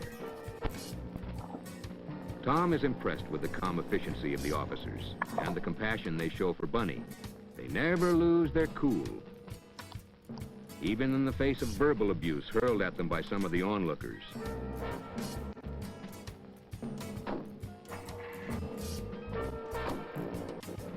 Bunny and Waco want to go to the police station, and Mac and Tom decide to tag along.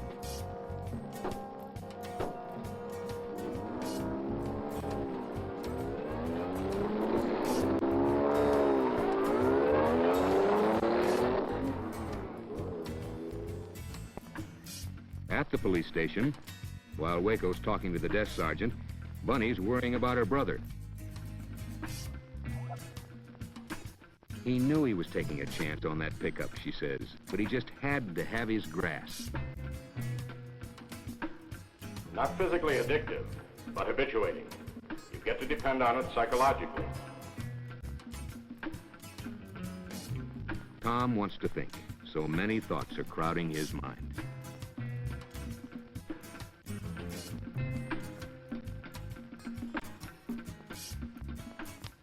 Marijuana, cannabis sativa, or Indian hemp, weed, grass, pot.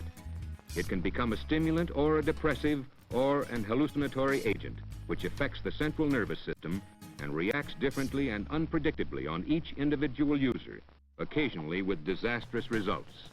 Tom has company. A police officer has noticed his interest in the display. Does he have any questions? Well, Tom is out after information, pro and con. What are the facts, he asks. Easily, with friendly informality, the officer speaks to Tom. No lecturing, no sermonizing. Pot smoking, quite apart from being illegal, is a problem. The psychological dependency generated by pot is probably its greatest danger. Plus the fact that so many young smokers who can't cope with the everyday problems of growing up seek an ersatz maturity through it. Kids who get high repeatedly don't want to come down. There's a wholesome abandonment of goals and ambitions.